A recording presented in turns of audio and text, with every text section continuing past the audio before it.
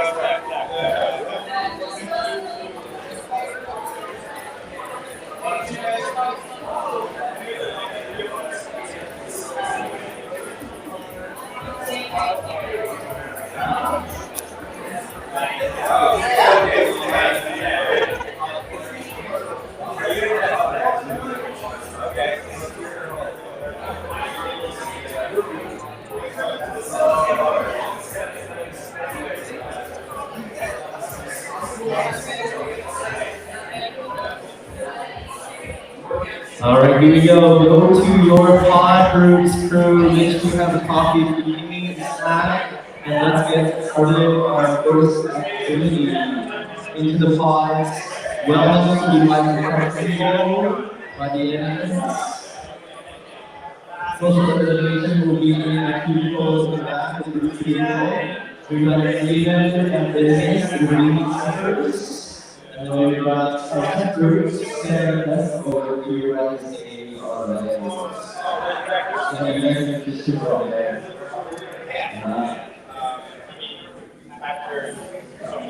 And then we have the medical people that have beautiful canopies with hyacinth.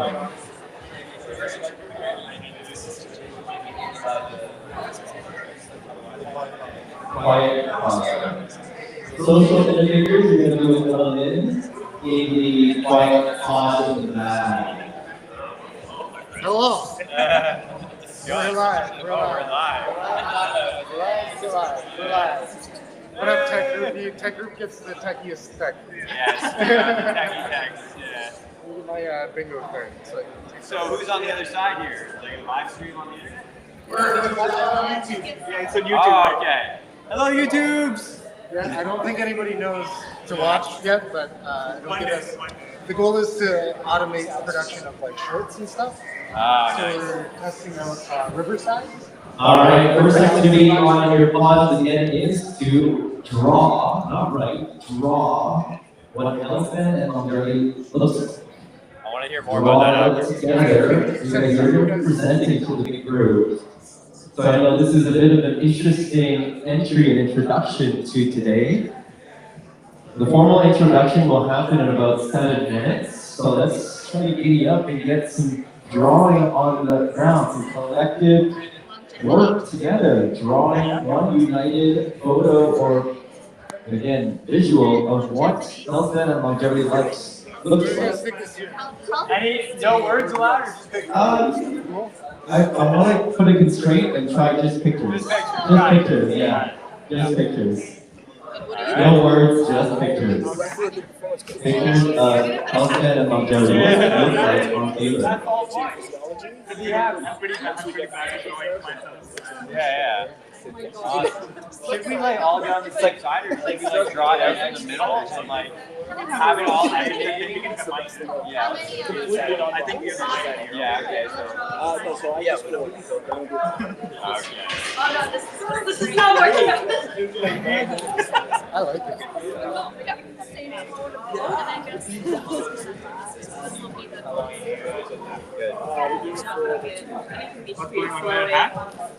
Oh, you'll see. You want to try it? I'm just gonna get this stuff set up.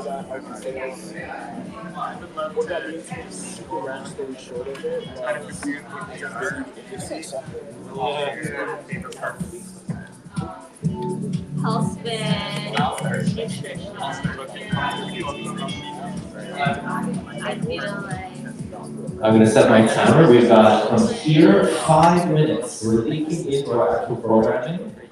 So far we're good. 5 minutes. Time starts officially now to have, again, a visual drawing, collective drawing of Healthspan and longevity. This is pretty bad now. Hi. Yes, that's what I was going with. Yeah, please. My name's Dan Fox. What's yours? And my favorite part of the week was working with my clients. Yeah, we're working on a script right now. He's a recovering ex guy. For real. But like draw just like in play. Can I draw a mountain? Mountain. Yeah. Now it's like The journey.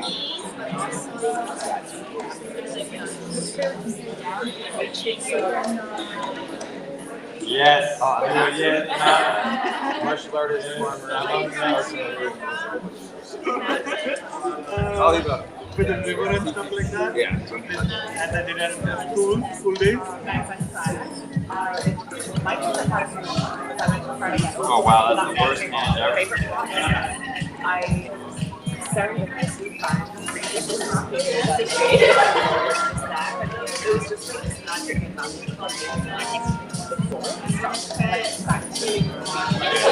You can put mushrooms. I'm a mushroom girl. Nice, yes. Too much. That's very helpful. Not very good at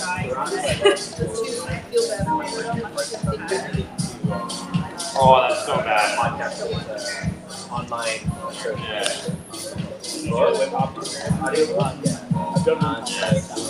How can I do that better? Yeah, how can I get salad that? That's wonderful. You really did great.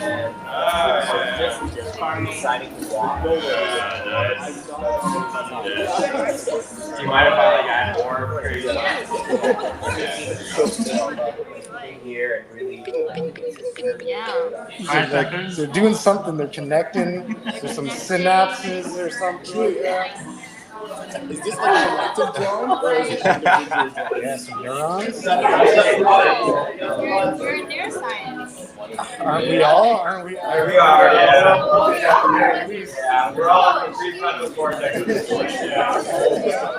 This is your. Yeah, definitely get some neurons in there. Yeah. Yes. Yes. And don't forget the density fines, my mycelium sheets. Yes, exactly.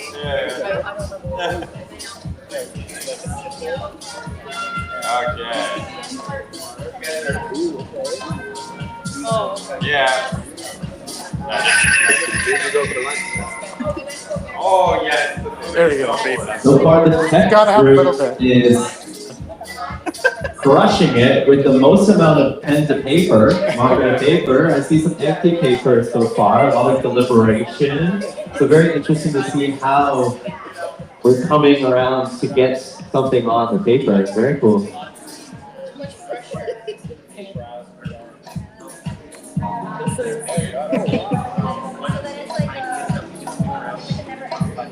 I like spirals. I'm into spirals these days. I don't know what it is. There's something really special about them.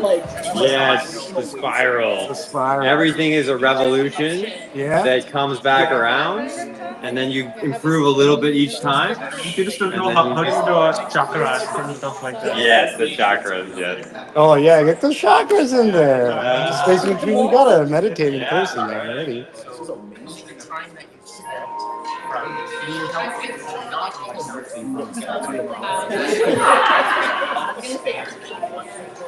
I don't even know what this is. I mean, You better get some stuff down on the paper soon, guys. There you go. Touch me, man. It's good to see you.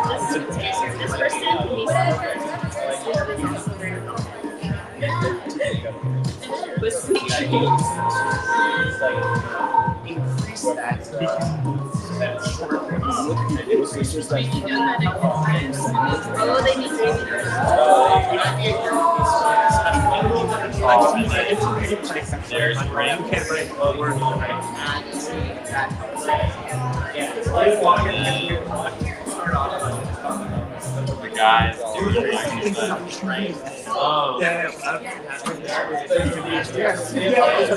Spread. Get your own spread.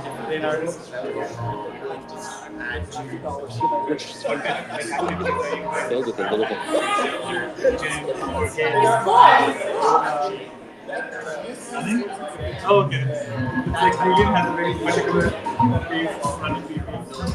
Okay, we can maybe draw something running. She's the best. I went and looked at everyone. 1 more minute left. 1 more minute, and get ready to present what you draw. We're under the gun here. Oh, I like that. Is that a mushroom? It is. Yes. Yes. We have the food, we have the Oh my tree, God. we have I don't know what else do we. Yeah, we covered So everything, good. guys. We got a heart there. Say like, let's have more people. Because running alone, that ain't healthy. Like it's like, Yeah. let's get our tribe going. Exactly. Synchronicity is high over here. Okay. Get in the rings, John. Oh, nice. You know what I'm here to do. You know what I'm here to do. spirals. Yes, spiral. Yes. Oh, Like that. Oh yeah. Oh, yeah. You need a watch? Get a watch on. Yeah. You could have some wires coming out. It's like little like trackers or something. It's like, feel like this. Like I actually now know based on. Got a smartphone in his hand while he's meditating. or you get a muse band on. Yes. You know? The music. Smart band, smart band. Perfect. Nice. There we go. Yeah. Okay. Perfect. All right, everyone, start wrapping up. You get a vagus nerve stimulator. When we present, Yeah. Oh, okay. you can Yeah, the The biometric. mind is connected to the laptop Yes. or something. Yeah. slowly shut. Oh yeah. Outside on the rings. You're actually hanging in the jungle. Yes. There you go. There you go. Okay.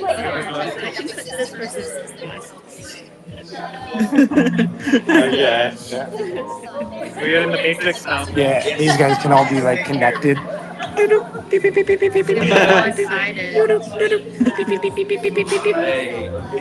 whoever's talking the most, I implore you to do sound effects. All right. Meditation is Perfect. Yeah. Put the paper in the center. We'll sit around them. Sit around. I think just like put them in the center, Yeah. and they also just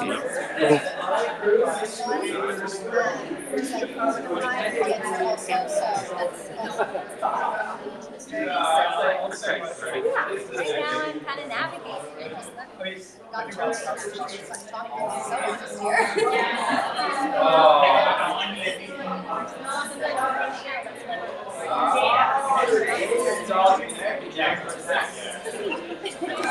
On the cloud. Oh, I see the cloud. It's not too late. It's not too late. Is the cloud is like this thing, or it's like that kind of? You have the wires. You have the wires going in. Middle. Oh yeah. Right here. This one. Okay. Big one. Oh yeah, big Basically cloud. connects to your membranes and stuff. Yes. Okay. I don't know when it's going to be. Yeah.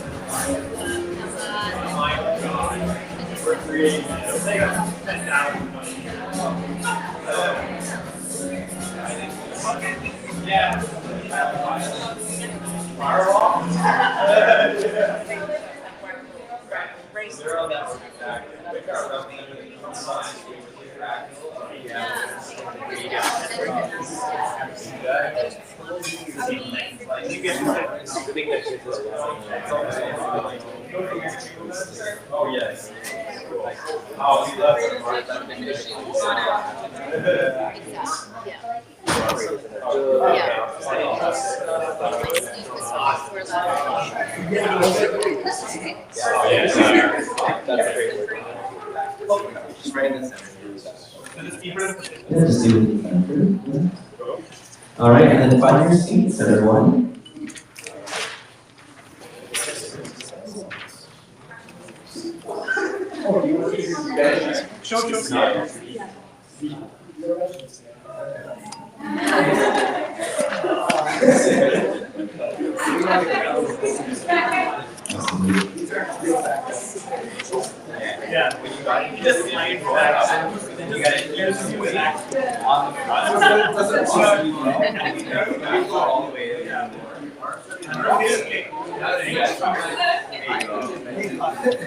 All right, business crew, come on into the center, find your spots. Hopefully we have enough chairs. If not, we can get cushions and make a big circle. Got a seat right over here. There's 2 more seats over there. Fill it in, come on.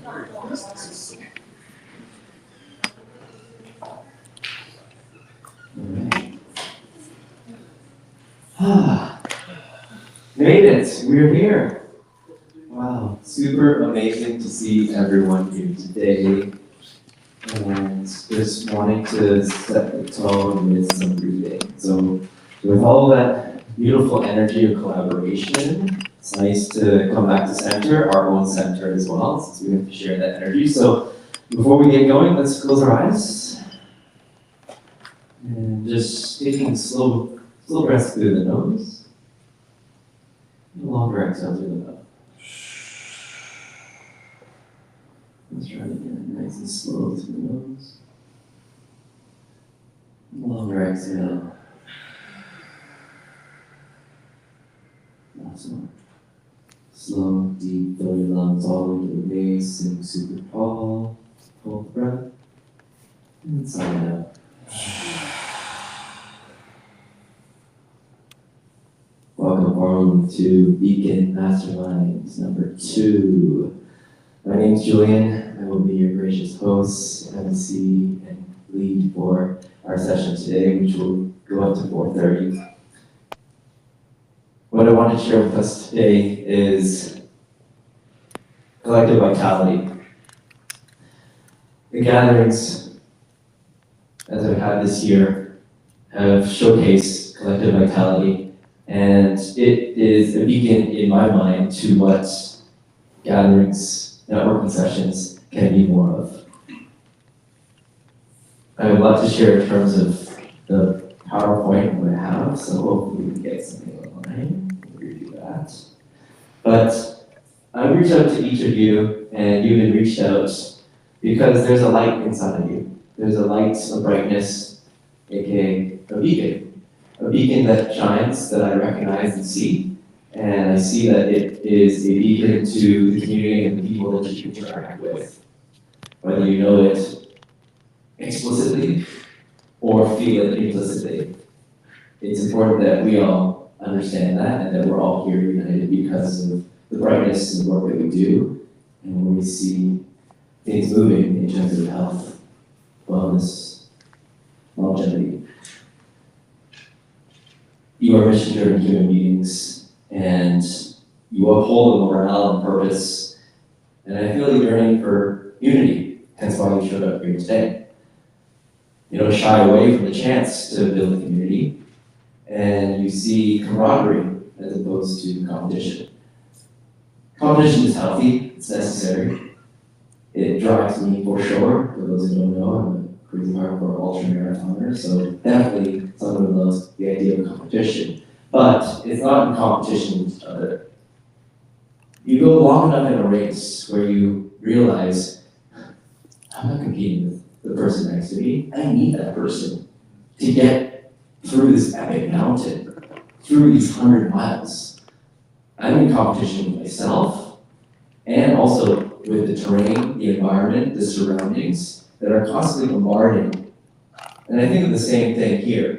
If we're looking on a time scale as we approach the future from every passing moment, to be able to see long term and to know that we're all moving through a mountain or an epic journey, we need camaraderie, we need people along the way. We can't see them as competition, maybe playfully, but there's many other forces acting on us and against us, slowing us down, acting as obstacles. And so when we see each other and the beacon brightness within each other, I want you to see each other as opportunities today. Opportunities to expand your light, because together, we shine brighter together, okay? So, I think that there's a lot of dream work in this field, a dream of us creating a collective vitality globally. And it may not be very clear to us right now, but stuff like this is what makes the dreams a reality. And we're literally walking through it and making that happen. So, from my heart to yours, I thank you with so much gratitude because we are doing the work just by being here. Runner show. The runner show for today. Let's see. All right, we've gone through this interesting game, arriving and coming together into our pod groups. I wanted to start with a bit more of a playful approach to an icebreaker, and some groups did stuff, and then some groups did other stuff. But that in itself is one thing that I wanted to share about Beacon and today's overarching theme of perspectives. So when you see the logo here up top, I explained this and shared this in the first Mastermind. When you see the symbol next to Beacon, the words, what do you see? And feel free to just shout out like a word. What is that logo? What do you see? See light. Together. Light, yeah. Together? Star. 4 people. 4 people, okay. A collective making one. Okay. 2 more? 2 snowmen kissing. That's all I see. Yeah. 4 snowmen kissing. 4 snowmen kissing. I you guys see 4 people and the data between them creates the AI symbol in the middle? Kind of like a Gemini. All right. Like a star. Yeah. All right. Well, with all those answers, they are all correct. So just in that activity and in what we've interpreted down and put from our interpretation of the activity to paper, a big part of perspectives is hearing each other's perspectives. And that's the win. That's the win. Whatever anyone says, whatever anyone wants to put out and project as what they see as the logo or on the ground here with our papers, it's all valid. As long as you're saying something. As long as you're putting something forward and contributing. And that's a huge part to the culture of community, is that you're contributing. You're not sitting back and watching and waiting. Yes, there's times for that, but a big part of it is contribute. And that in itself gives permission to everyone else to contribute their ideas and feel safe about this. So a big part of my responsibility as a leader here is to be that container for you all, so that when you're expressing yourselves, your opinion, your ideas, is that everything is valid. Because when we think there's right and wrong to it, which humankind has thought many things right, and many things have turned out wrong, you learn over and over that all of that is experience. And that's what continues to inform our movement forward. And that is an alignment factor that we can all rally towards, that you're contributing towards something. And that there's no right or wrong, of course, unless you're harming people, but you know what I'm getting at, okay? Moving on to the agenda. As you can see, we're going to go through lots of activities, and a big part of Beacon and the formation of the title or the name of this company is of many. Be in kinship, be akin, kinesiology, kinetics. That to me is a nod to North American indigenous and their ceremonial saying after a gathering, all my relations. Has anyone heard of that saying? So after a ceremonial activity, could be a gathering in a temazcal or a sweat lodge or some sort of group prayer or food, we say all my relations. And that's, again, a nod to having kinship to everything, everyone, everywhere. The universality of it all. It's also a reminder that we're part of this universal family. And it's not just a worldview about interconnectedness. It's about harmony. And coming together, putting our minds to create these drawings, and what we will co-create today is that harmony. And the energy and the buzz that we all feel in this beautiful space, Pluto, is all towards putting and contributing this collective vitality energy out into the world. And hopefully it resonates outwards on a different kind of frequency. Now, for some of you who may not align or understand or appreciate that type of talk, be open-minded. I'm speaking in these kinds of ways, and I'm going to shift my verbiage and terminologies from different realms.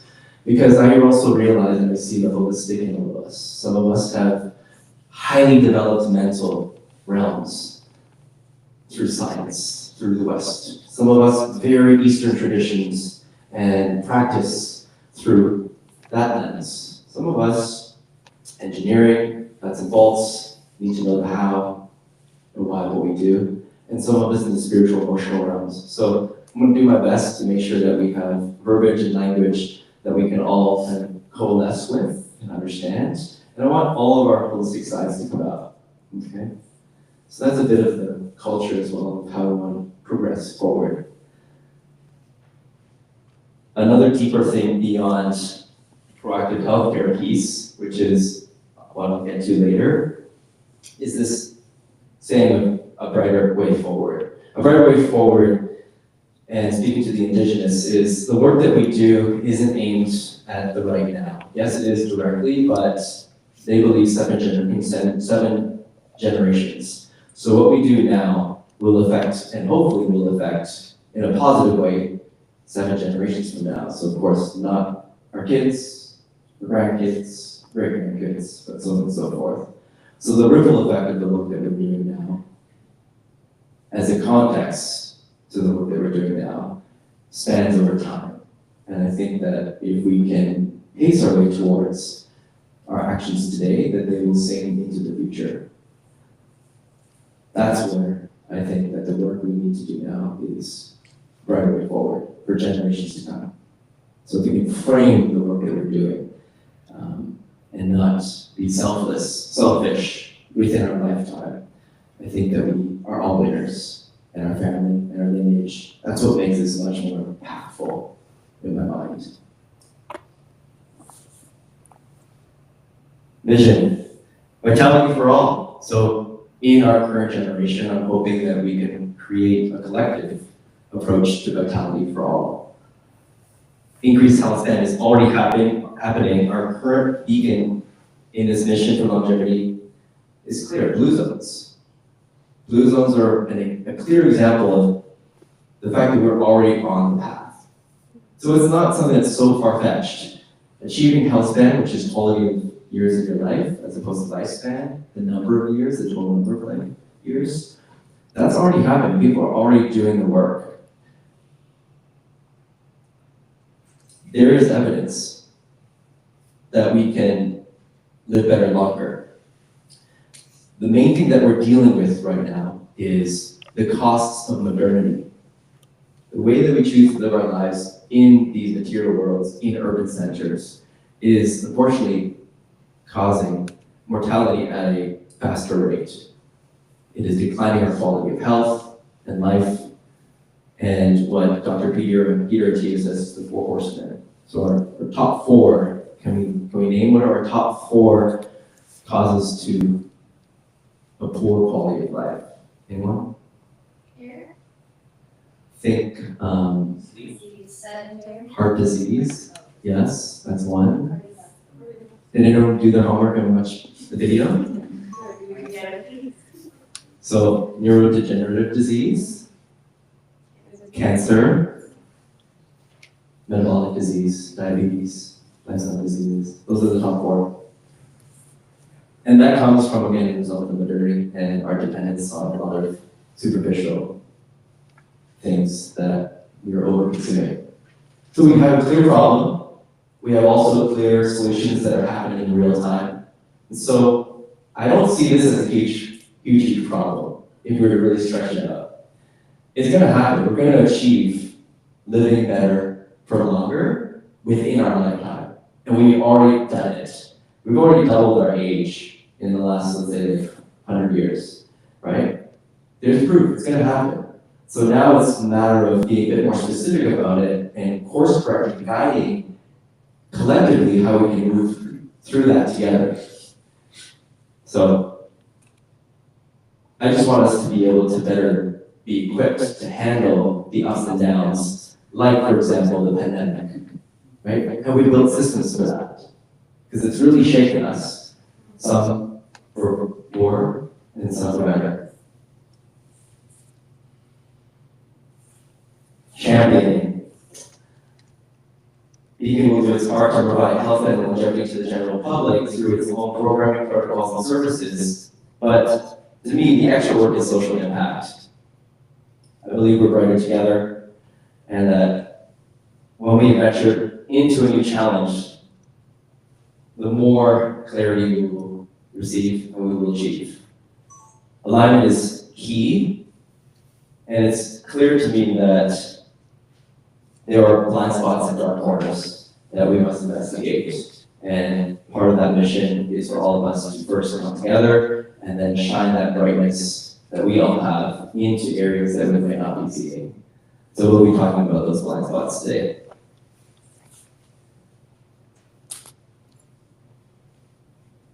Do you guys identify with these words?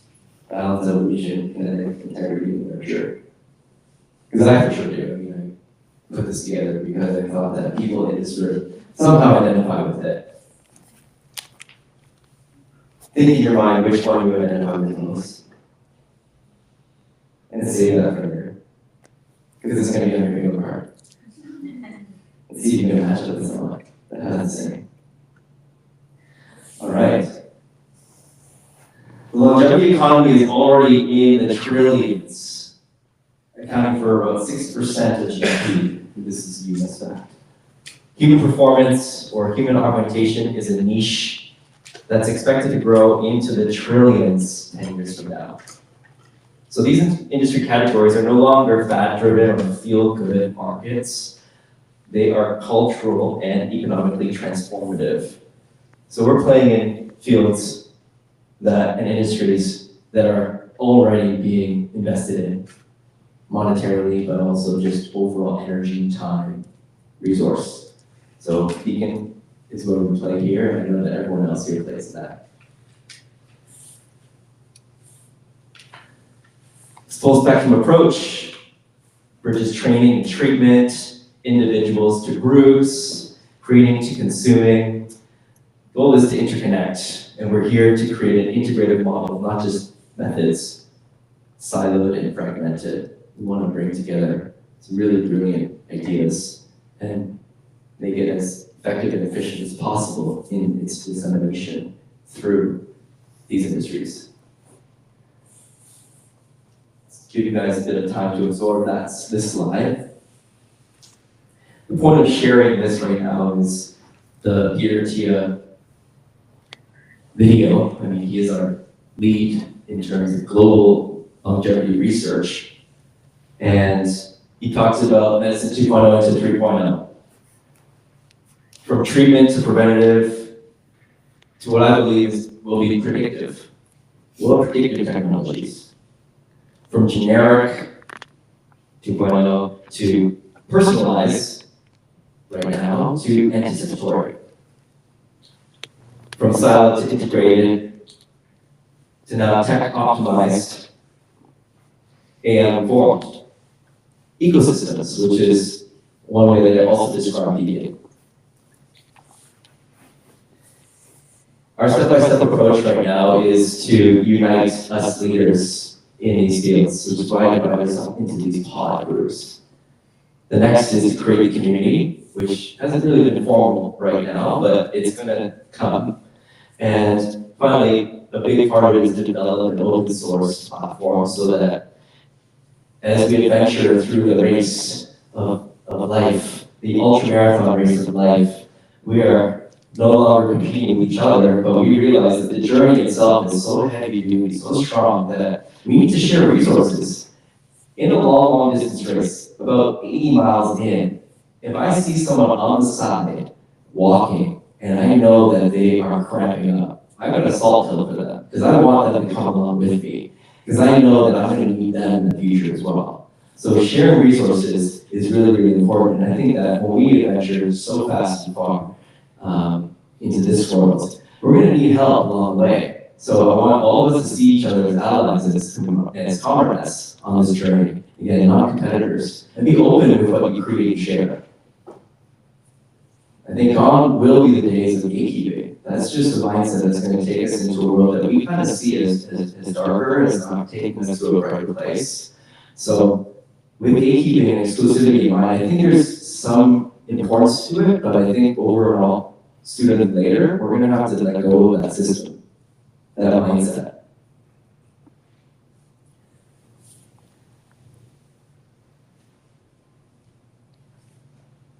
Pioneering a longevity ecosystem that integrates proactive health training, education, and community innovation. This is it, community innovation. What we want to do is create initiatives, first being the experiential ecosystem, so the Masterminds falls in that category of the experiential ecosystem. Then we've got education certification. My aim is to relabel what many of us practitioners here in this room are. So the whole wellness group, a lot of us are trainers, coaches. Well, how do we label each other? You're known as maybe a functional trainer, you're maybe known as an aesthetic bodybuilding trainer, but when you hear movement is medicine, and we can agree movement is medicine, what does that make us? Those movement practitioners. Are we the new doctors? Frontline doctors. Hmm? Frontline doctors. Frontline doctors, yeah, exactly. So I want to be able to create a system where we have education and certification to help everyone recognize what that is. what the frontline doctors are. And you're among some of these new frontline doctors today, which is really exciting. And then finally, consulting and program design. I know a lot of our minds are brilliant in disseminating the information, so it's about building a system. People who are operating companies and understand the backside and the support systems that's necessary to carry through and carry out the work of the frontline doctors, that's really, really critical. So again, I'm seeing this on many, many levels, and I'm sure you guys do too. Many of us are business owners and operate or have started businesses, so you know that it takes many levels and many minds of expertise to get to an end goal. So that's what we're going to help sort of curate along the way next year.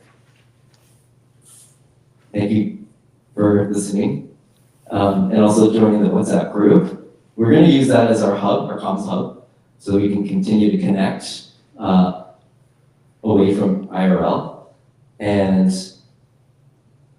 we'll be able to share content and all that stuff through that. So communication and platforming is really, really key. Just makes things much more efficient.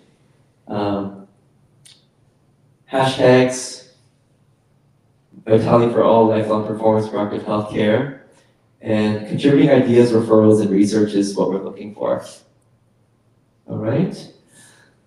Well, thank you for listening to me share what Beacon is. I hope it kind of paints a picture, but most of the work in terms of my presentation is usually in the action. So what we're experiencing today is a big part of the work that Beacon will continue to rally and co-create together. So before we continue on to the next part of it, I'd love to bring voices to these drawings.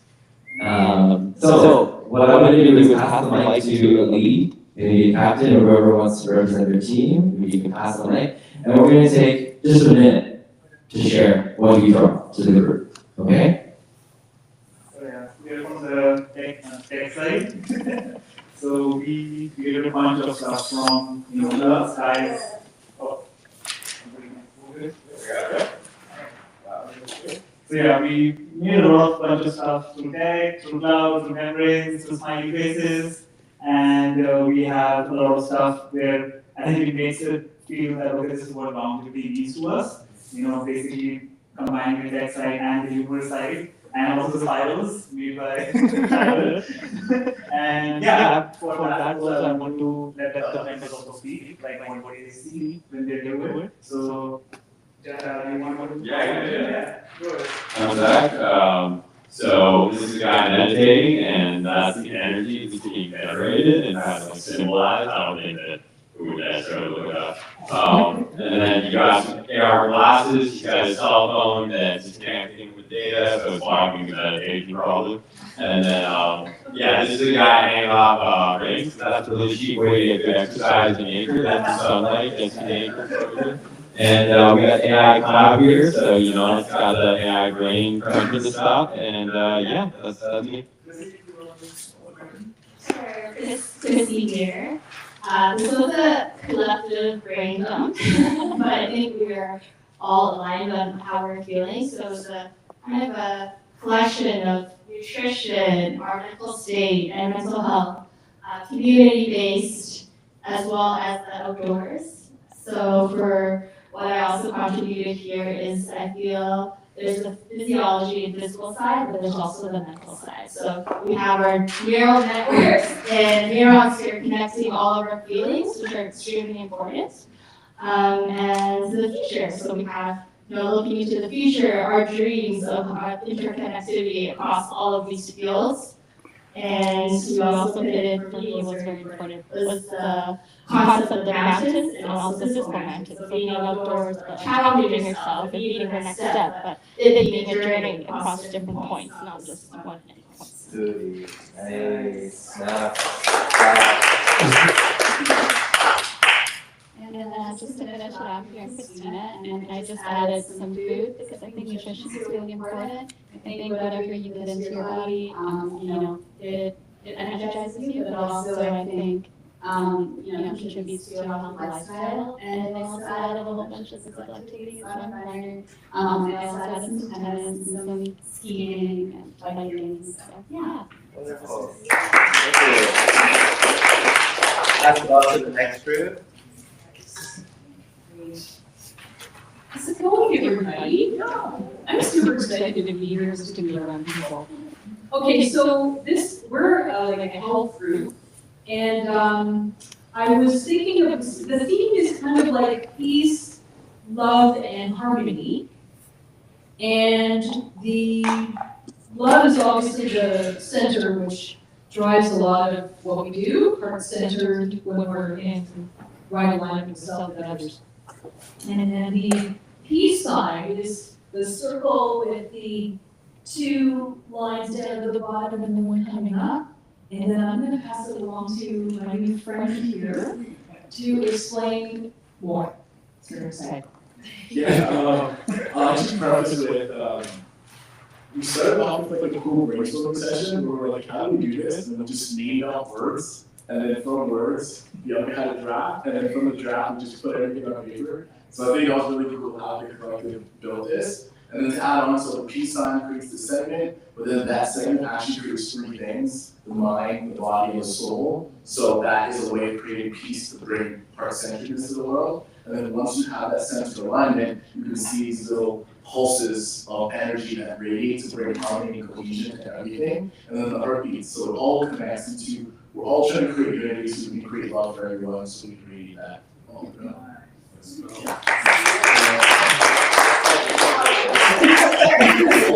Go to the next group, maybe the David's group.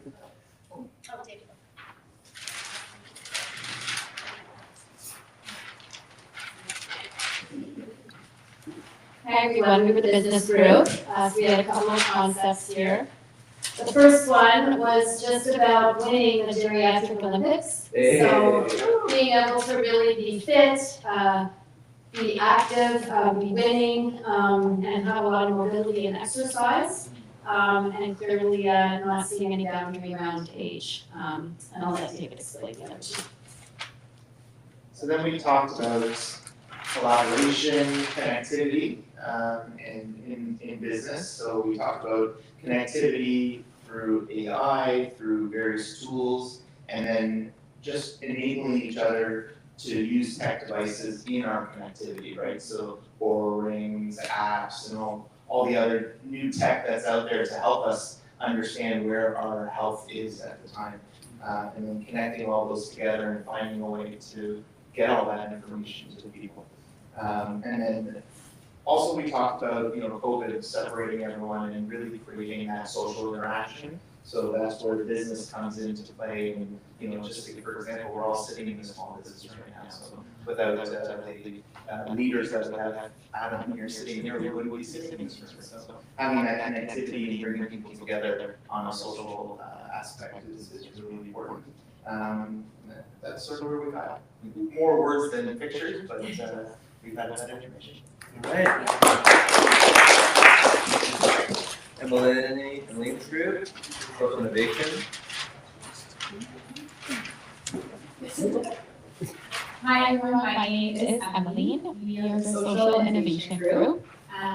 It started, we also had a bit of a brainstorm really took time to introduce ourselves and where we're coming from today, kind of get an understanding of the different perspectives we're holding in our group. And that brought us to really the connection of these different nodes that everybody is coming from and coming together for this afternoon with our mother node in the middle of love and connection. Wonderful. Amen. Yeah, I mean, to expand on all that, the individual nodes, you can think of the individual people and those connecting lines. Everybody's isolated, and our topic of social innovation, we do believe that loneliness is one of the leading causes to the degeneration, but also can be one of the best solutions for the capacity of human flourishing. And so, similar to what Julian was saying, is that it's that capacity for us to actually be more interconnected, to collaborate, to co-create, that we can alleviate the stresses of trying to do life itself in isolation, where we're bearing the pressure and the burden of figuring out this whole thing called life on our own. Whereas you have that 1,000-pound gorilla distributed off one person's shoulders across 10, that overall load of stress gets distributed, so too does the ability for life to emerge. Great.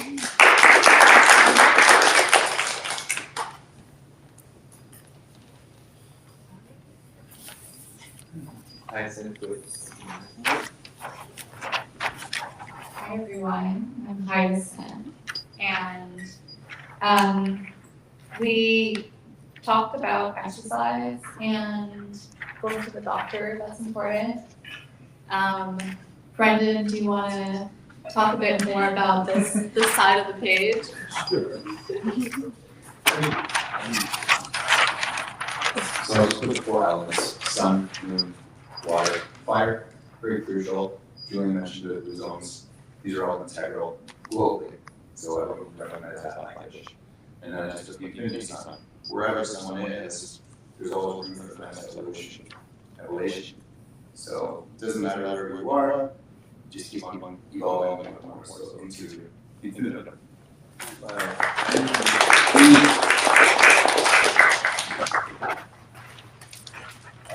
What I'd love to do next is we're gonna each take a mic and share who we are and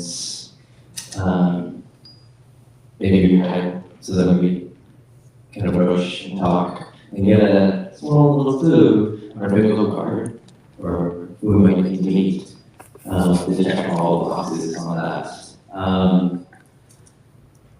Of course, timing-wise, we want to maximize. So just be mindful of your talking time, for 30 seconds. Share your name, share your title, your role, and then one thing that makes you feel really alive. Maybe we could say this week. One thing that made you feel really alive this week. Build your life energy. Okay. Hi guys, my name is Abhi, short for Manu. I think for me, tech side is like I've been in this space for 9 years, so for tech and help to find my career, that's where my expertise or my passion comes from. This year I also ran an ultra marathon, that was my first time. And yeah, I think Jordan and I have been together for almost 4.5 years as this is being my trainer. Before that I was not running, I was not doing anything, just junk food.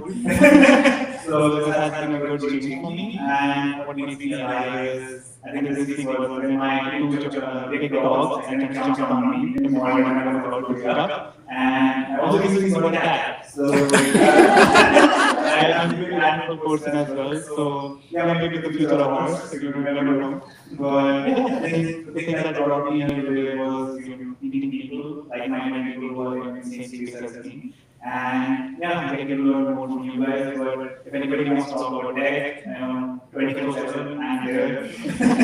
But I'm also looking to learn from other people as well, from other backgrounds. That's why I'm here. Thank you.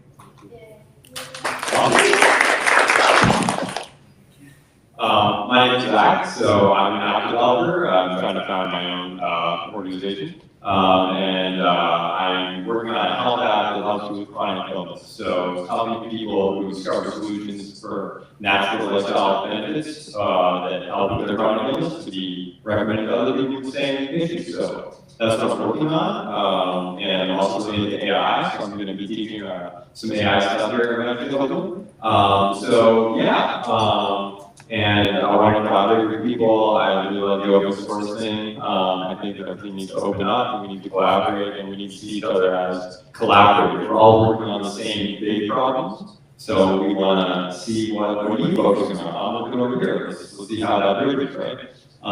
So one thing that makes me alive is music. I'm a musician. I did a performance here the other day, and it was amazing. Everybody who played here was great, so if you ever want to come to a musical event, just check out Pluto. I'm gonna have a musical health category in my app, so play music for your cognitive benefit. Hi everyone, Christy. I'm a trained neuroscientist, also have a background in kinesiology. and I also dabbled in an AI startup. Now I'm a co-founder of two health and wellness brands. One of them is for nootropic supplements, for all about having your best mind and mood. And the other one is about finding your best and healthy energy. So in terms of something that makes me feel alive, actually this week I've been heads down working really hard. This is kind of cheesy, but I feel really alive in this moment. So I'm really happy to be here to chat with you all. Also, like I mentioned, I love nature, I love being outdoors, so that gives me a lot of energy as well. I do have a future plan to build really help with health advocacy and having people really take ownership in their own journey of living their best life and understanding their health. And yeah, so if anyone wants to chat about that and in health and tech, I'm all here for that too. Hi everybody, my name is Christina. I am a software developer and most of my experience is in AI.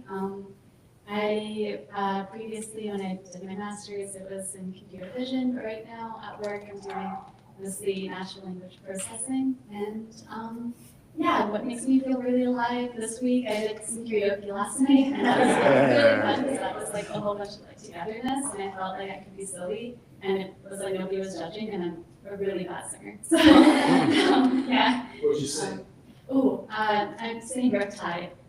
It was very fun. I like Riptide. You have the mic right now.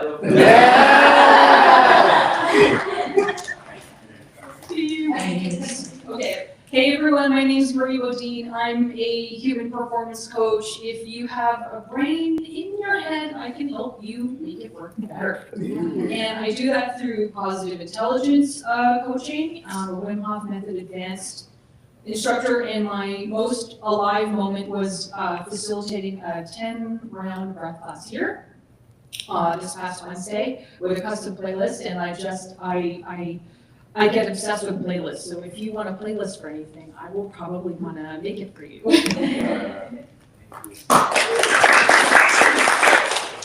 Well, I'm Andrew Day. I'm also her twin. We are both breathwork and performance coaches.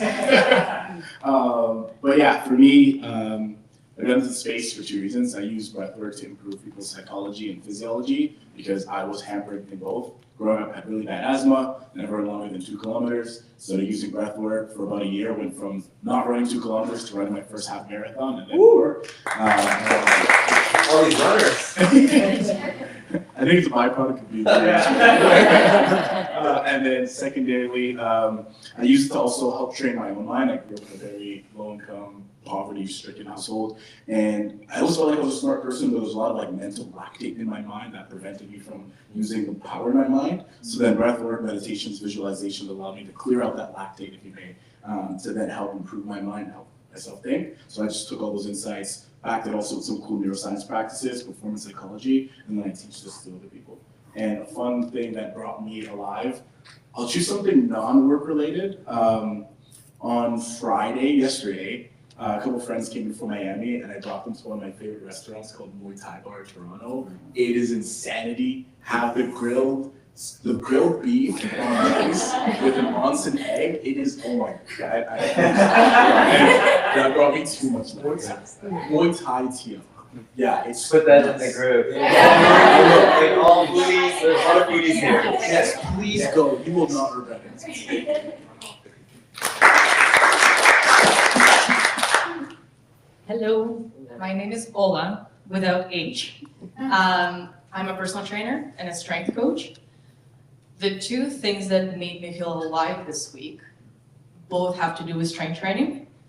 One was squatting, I don't remember how much it was, but a lot of weight that made me feel very strong because my journey started with being borderline anorexic and just being in a very dark place with fitness and health. And the second thing that made me very happy this week was coaching my small group training group, that doesn't sound good. Anyways, you got it.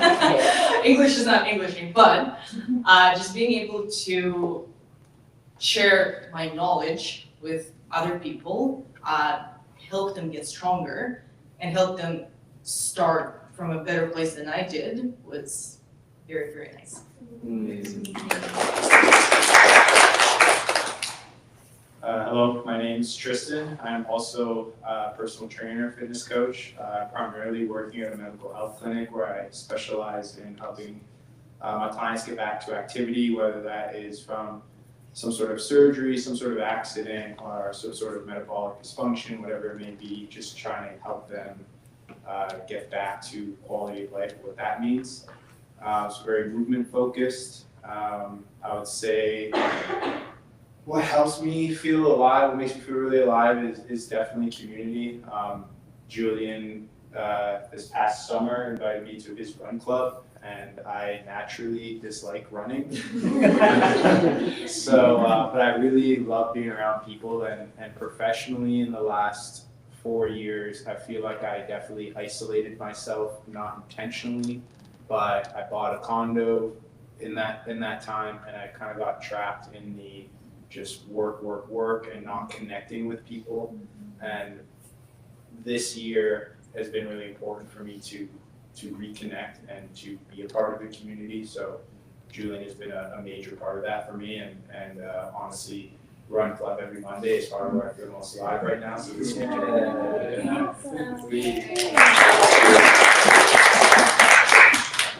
Hello, this is so fun. Okay. Hi, everyone. My name is Bianca. I'm also a personal trainer, fitness coach, kinesiologist.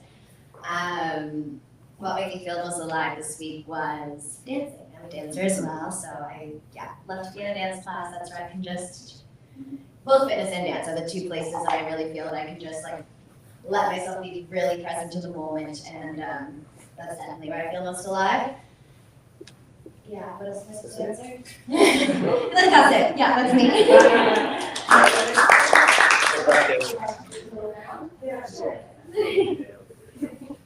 Hello. Ooh, look at that mic voice. Hi, my name is Dan Fox, and I am a professional actor and mixed martial artist and part-time farmer.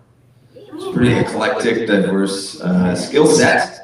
So yeah, recently over the last year, I've come up with coaching where acting meets MMA as a form of self-empowerment. So I'm getting that off the ground, which is super cool. I work with a client right now who's a recovering nice guy, and I'm teaching him how to be an asshole. It's awesome. We're actually working with this script right now from Larry Ross, where it's like always A, always B, C, closing, and he's like really demanding and really just a jerk.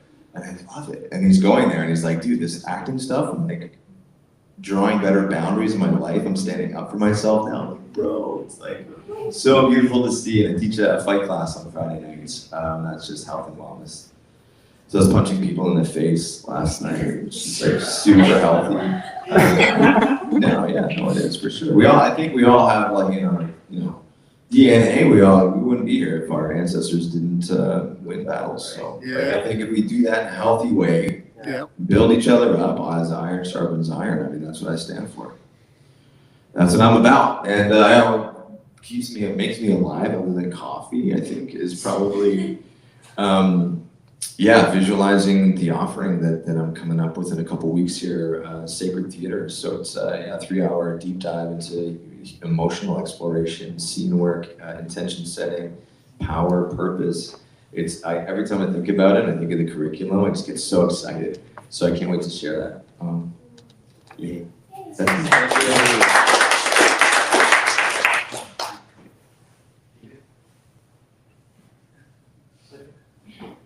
My name is Nathan Ho. Some of you may have thought I was Julian Ho. So that's okay. I'll take hugs all day long. For me as a background, I was in the coffee business. I used to work in financial services, private equity investment, management consulting, and I was doing that all in Hong Kong. So I was away from my twin for 13 years, and I came back part and parcel because I went through personal and corporate sort of burnout. And that was really, really challenging for me. And I partly recovered because Julian recommended I get a professional coach to work with me. Then I became a coach and I moved back to Canada in 2021. And now I work for an amazing company called Ezra, which we provide coaching at scale for corporations around the world. I feel really, really special because it's just a mission to really help people become better versions of themselves, give them the confidence to do so. And what brings me a lot of energy and joy is my 2-year-old son. His name is Otto. I'm sure you might have heard about him through Julian as well. And he's just the thing that lights me up every single day, every single minute, every single second. So that's me. Hi everybody, my name's Karen. I told my group I'm a nice Karen. I'm happy to be here. You know, I was thinking about the question, what makes me feel most alive? And I come from the corporate world. I've been a corporate marketer for a long time. Probably launched a lot of products that you use every day, and you've seen the campaigns I've done. But the world is very toxic in that space, and even though I could participate in it, I really felt like I was a fraud, that I was just faking it, like a lot of people have imposter syndrome.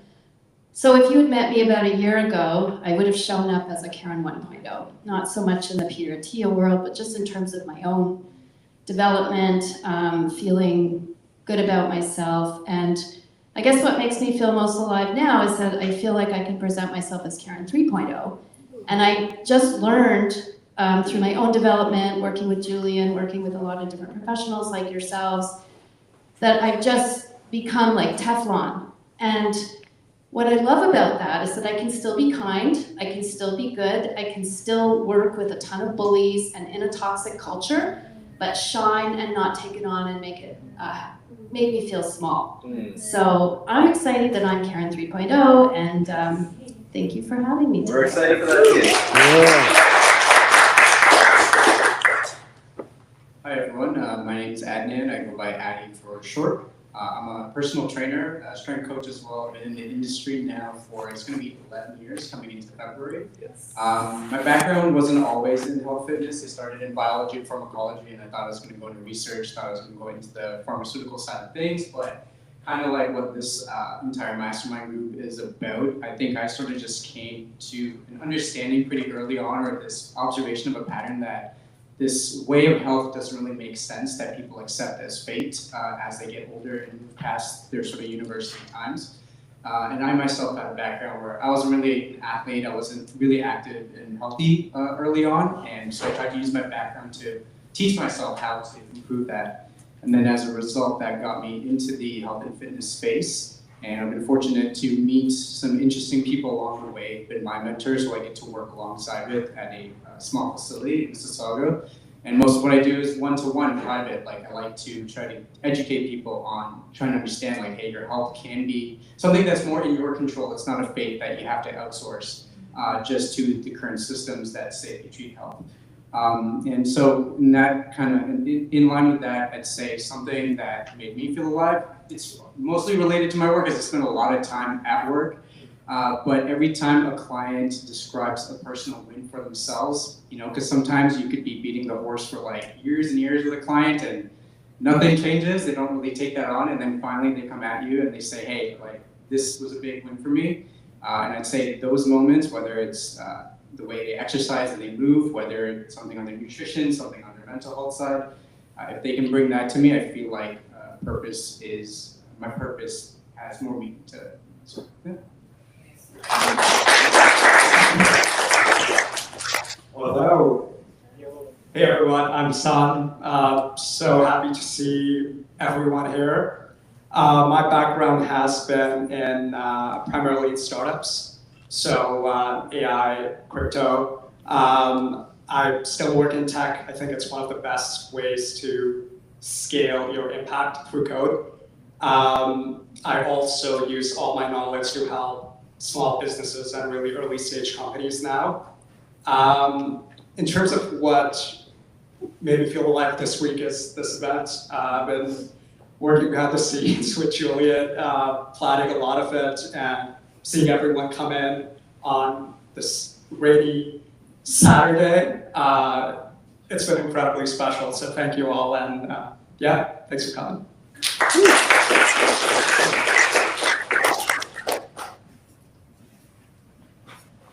Evening, everyone. My name's Dave Moskowitz. My story is a long story, so I'll just keep it in blocks. First part of my block was in law enforcement, serving the public in Toronto. My second part of the block was to be a growth champion. And because I had so many interactions with the small percentage of our society that's in crisis, I thought that how can I then move into the second portion and third portion of my life helping people? And even though I spent serving people, I really wanted to help people and champion their growth. I am probably one of the biggest champions you'll ever meet. And I get to employ people through some of the businesses I own and get to see their growth in the world. And through that, I get to then meet people that we help through those businesses and get to champion their growth. So that's what I really love doing. And I'm really enjoying that. And being part of this is, that ability to help change something in the future and help people grow. I think there's a really, really big opportunity to help healthcare in Canada. I think we're missing the mark on it big time.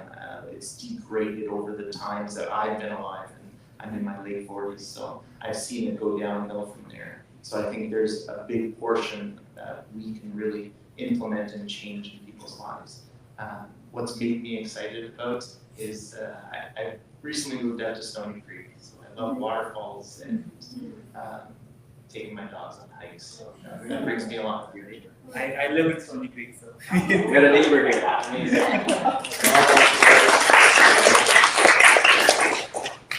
Hey everyone, my name is Adam Lewis. I'm a co-founder here at Pluto. I also co-founded a men's festival called Man Camp. It's Canada's largest men's festival, held on the regenerative farm that I also went and steward with Mr. Dan Fox over here. And across all those things, I guess relevantly here, the through line for all those is an unwavering devotion to life itself. Learned primarily from nature, really believing, especially in my time working on the farm, that humans aren't separate but deeply integrated and part of nature. And when working in harmony, life itself emerges in abundance. And what I'm doing here at Pluto, for example, is an example of that, where in the social innovation group, why we're doing this is because I believe that loneliness and disconnection from ourselves and others is the greatest contributor to the decline of our species, quite frankly. And everything we do here at Pluto is actually to emulate one of my greatest inspirations, which are blue zones. I look at blue zones as inspiration because I don't think the world needs more innovation. I think it needs more reflection on where we came from and how to learn from our true nature, which doesn't necessarily mean more biohacks or IVs or saunas or ice baths, but actually just being in meaningful relation with others, which is exactly what we're doing here at Pluto. So it's a private membership club for people that apply, and when selected, which there are a handful of you here, Julian being one of them. And as a member here, we're a co-working space by day, and then by night, we're an open source event platform, which what that means is we really celebrate co-creation and the liberation of creative energy. So for a member like Julian who wants to liberate his creative energy, which is Beacon, we give him the platform, which is the space for free, so that we're reducing barriers for people's creative energy to be flowing. And that's based off of one of my fundamental health beliefs, that energy, we are energetic beings and energy needs to move. Stagnant energy is what leads to disease and stress, which leads to death. So we also, to David's point on that use of technology to increase physical interaction, we also have a back-end app that powers the whole physical place. So all our members are logged onto this physical app where you can meet others, you can populate the events, whether it's you want to do an art class, a fitness class, yoga, breathwork, all of which are featured on our calendars contributing to human flourishing. But also allow people to create these micro communities within Pluto. So if you wanted to create a longevity pod or a hiking pod or a fitness or foodie one, that allows people with like-minded, similar interests to connect deeper. And again, just further direct or attempt at solving for human loneliness. And I gotta actually go in like 5 minutes ago, so I really want to connect with all of you after. So you can follow us at Enter Pluto on Instagram, or our website's enterpluto.com, and my email is adam@enterpluto.com. I don't usually give my email away like that because my inbox is exploding daily, but I really like you guys and would love to tell you more about it. So feel free to hit me up, and yeah, have a really great time today because this is an incredible community. Oh my God, like today. So we had onboarding this morning, bringing on 8 new members. So that always excites me seeing this Plutonian family grow. This is an amazing event, guys. Quick round of applause for Julie. Just getting started. And then we have a sound bath this evening. So again, none of that's actually like Julian doing this, the sound method is done by our members, the whole spirit of co-creation is what breathes life into this little planet we're terraforming. And I've got so many things I want to share with you guys that like really rattle I can't now, but yeah, please hit me up at the best time today, and yeah, keep being beacons. Yeah, thanks for having me. Thank you. How do I communicate with everyone in the room? My name is Benjamin Floriaduso. I will start with the thing this week that had my life force go up. My father moved away many years ago to, Morocco and then Spain. I've been trying to reconnect with him. And in the beginning, and I resonate with Dan Fox, right? Yeah, right on. I resonate with what you were saying about, being a nice guy. And part of that nice guy was like trying to punish my father, trying to, get him to be accountable and to, witness me and feel me and hear me in my pain, as to why we couldn't have a connection, and blaming him. And with the work that I've been doing, I do a lot of men's work. I decided that, it is for me to be in my control of myself and how I show up and the peace that I make within myself. And also, I'm a father as well. I've got 2 boys, and seeing how we're human. My father's a human, I'm a human. And I don't need to forgive him, doesn't to forgive me, doesn't to see me where I'm at. I just need to be able to, understand who I am and how do I operate. And there's a lot of healing that comes along with just making my peace with that peace. And so I booked this trip. I'm gonna go see my father in a week and a half. He didn't want to see me. He told me like rain check, avoiding me. And I was like, you know what, man? It doesn't matter. I want to see where my father lives. I want to see how he, why he loves the space that he chose to live in. And I want to he's part of me. So I want to go and just be in the space, regardless if he wants to see me or not. So I booked everything, and I was like, hey man, whether you want to see me or not, I'm going. So I'm gonna be there. Yeah. And I sent all the information, and then yesterday morning, I got a message from him being like, oh, you're not staying with me? I was like, what? He texts me like once a year. What are you talking about? So anyways, it was really, that brought my life force energy up. Yeah. I was like, cool. I stayed steady. My mission was, I'm gonna go and find myself and find my father, even if I don't find my father in the physical form. And my father was like, all right, man, this guy's serious. He doesn't need anything from me. He's going regardless. So he surrendered, and it was, that just was, it blew my heart, mind, soul open. What am I? Who am I? Julian invited me to do Partner Powered, so I'm not gonna hide, I'm doing Partner Powered. It's something I've been doing for close to 20 years. I've also decided to be 1,000 other things in the meantime. Firefighting, not doing that anymore, but finished all the schooling. Professional musicians, tour full-time, still tour, still get on stage and play in front of thousands of people. I will not be playing Pluto because people will destroy this place because it's heavy, it's really heavy. And I'm a father of 2, and again, men's work. There's a lot of things that I do, and I'm trying to focus. I'm trying to now focus, and I need help focusing. Because I can't do this alone. I've been trying to do life on my own for a long time, and I can't do that anymore, so I need help to focus and to take the gifts and the skills that I have and get people to connect, because I'm a freaking master in connecting people. So let's put that out there. So Julian, thank you so much for having me today, for bringing Partner Power to this space, this event. I'm looking forward to playing with you all. Hopefully we'll have time for that. So I want to just sort of respect the time of the entire event. Let's be succinct. 30 seconds was the challenge. But I also need to state that we have to flow with how things go. And I was going to say this at the end, but what's lasted the longest in terms of how we share information over generations? It's stories. That's the technology. So really appreciate everyone sharing their stories, their life stories, but just a little tighter. No pressure. I know. Okay, thank you, Julie. My name is Emmeline. I'm a trained social worker. I worked as a social worker in downtown Toronto in a system that is very reactive, and was very fortunate to have a mentor that brought me back to do my PhD in social work. and finding that next path in terms of I was researching community factors that influence child and family well-being through social epidemiology and really looking at this community piece.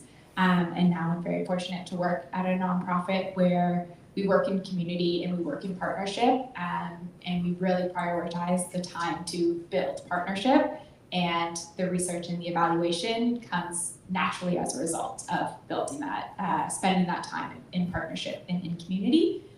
So if anybody wants to talk about research, I am here. In terms of what kept me alive this week, I play on an ultimate frisbee team, and we're a team that's played together for 7 years, and we show up every single week, 52 weeks a year. And it's just a really great connection. Everybody just shows up regardless of their day, and it's pretty special. Thanks. Hi everyone, my name is Pawnees. It's like a cat's paw in your knees. I have a bachelor's in neuroscience and a double minor in biology and Buddhism, psychology, and mental health. But I'm currently a nurse. I've been working for about 4 to 5 years in a hospital setting. I started working in COVID times, so I was thrown into it right away. And my goal was to help people, like a lot of nurses plan. But over the years, I've realized and felt kind of like an imposter. I felt like I've been causing the problem more so than helping the problem. And so that's why this event is very near and dear to my heart. And I really want to bridge the gap because not only for the nurses, but also for my patients. Something that really made my week was I also performed with Zach here. I did my spoken word, and my spoken word tries to bridge science and spirituality, and I really try to incorporate a lot of neuroscience into my poetry, and so that's really what I'm trying to do as a passion and creative side, and also bringing in community because I host a lot of wellness events and volunteer for them, so bringing all that together. Thanks. Thank you. Hey gang, I'm Brendan. I hold expertise in psychology, psychobiology, and psychophysiology, so that makes me a psycho. My expertise is in gut health and functional medicine. I love biohacking so much, I became the founder and the host of Canada's biggest biohacking and longevity event, Longevity Summit, and I own a healing center in Caledon, where I facilitate and utilize psilocybin in therapeutic settings, and that's it. And also own an online business. I work with clients all over the world, and again, my specialty is gut health. Thank you. Oh, the thing that lit me up this week was actually reading Where the Wild Things Are. My favorite childhood book.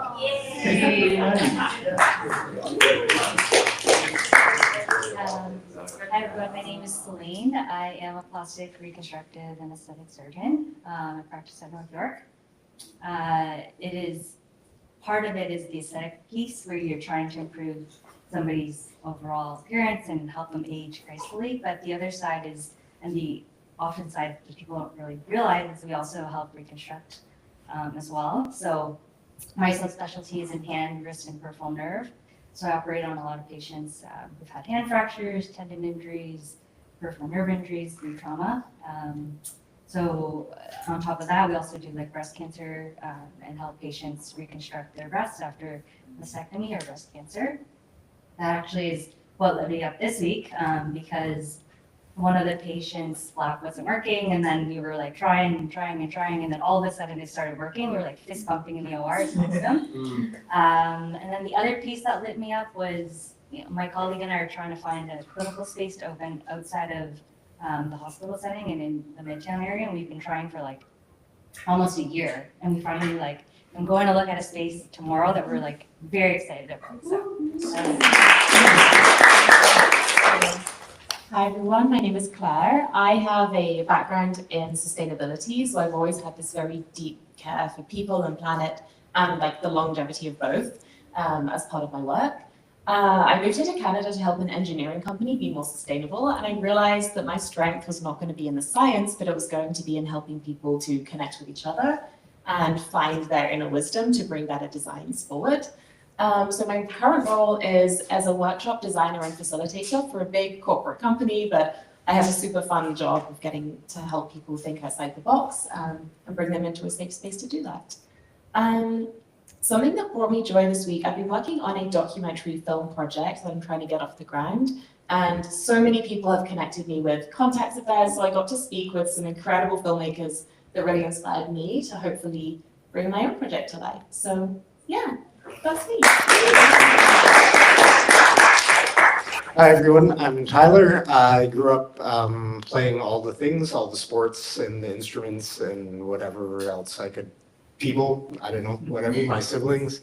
I gave up on being an astronaut and became a designer and spent a decade building motion graphic animation for education on the web. And really took that to the next level and started an edtech company because I realized that teaching was really important, but teaching tools, especially in like grade schools, like they just suck. And communication around there, everybody's rebuilding the same things. That led me to complete burnout, and I stopped caring about my body, and it was all up in my head. So 2 months ago, I resigned from that, and I am now retiring. I don't have a pension, but I have my kids and my family and my health. So I'm like living this thing like right now in real time. I'm trying not to do too much, just live stream like 5 cameras at once. Put that down. Yeah, so it's funny because I reached out to Julie because I was like, I just wanted to connect with people that I knew would be good for my soul. And he told me about Beacon, and I was like, oh yeah, I'm like in a PMF like live strange system like right now. Send him a picture of me with like a red light thing on, so I'm trying to do less and connect more. I just started a thing called nostalgicfuture.space where I'm trying to take some of the old worlds, like old things, and figure out how we can apply them to the future, as well as the Eddy stream, where I'm going to be hopefully meeting with all of you one-on-one at some point to just talk about what you're making and how you're making it, and stream it live, getting rid of the gatekeeping and open sourcing the thing that is most important, which is our creative energy and our ability to connect with each other to do more than we can do ourselves. The thing that made me hold your applause was I went to the Royal Winter Fair with a bunch of grade kids yesterday, and we tried to draw the cows and the pigs and those lambs, and they make a lot of noise.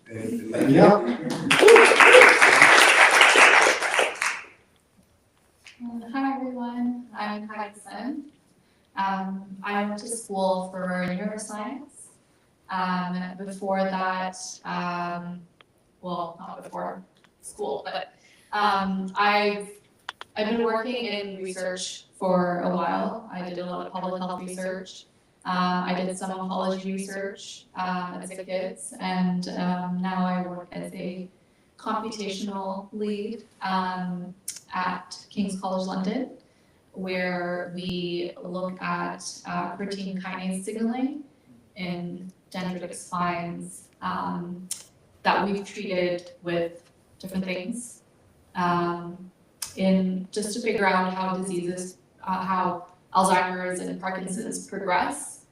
So yeah, I think it's like fun work, and I'm really excited to be a part of this. One thing that made me feel alive this week was being able to be a part of this event. I've been looking forward to it for about like a few weeks now. So this is very exciting. Hello, my name is Kerry. I'm a physiotherapist. I've been a physio for about 16 years now. In the last 5 years, during COVID, I actually started practicing more virtually. So I see patients kind of through video conferencing. It allows me to focus less on kind of what my profession is in my opinion, going too much towards the just kind of passive modalities, and I focus more on active treatments, self-management strategies, and it's more of an evidence-based approach to physio, in my opinion. What lights me up these days, I have a 10-week-old daughter.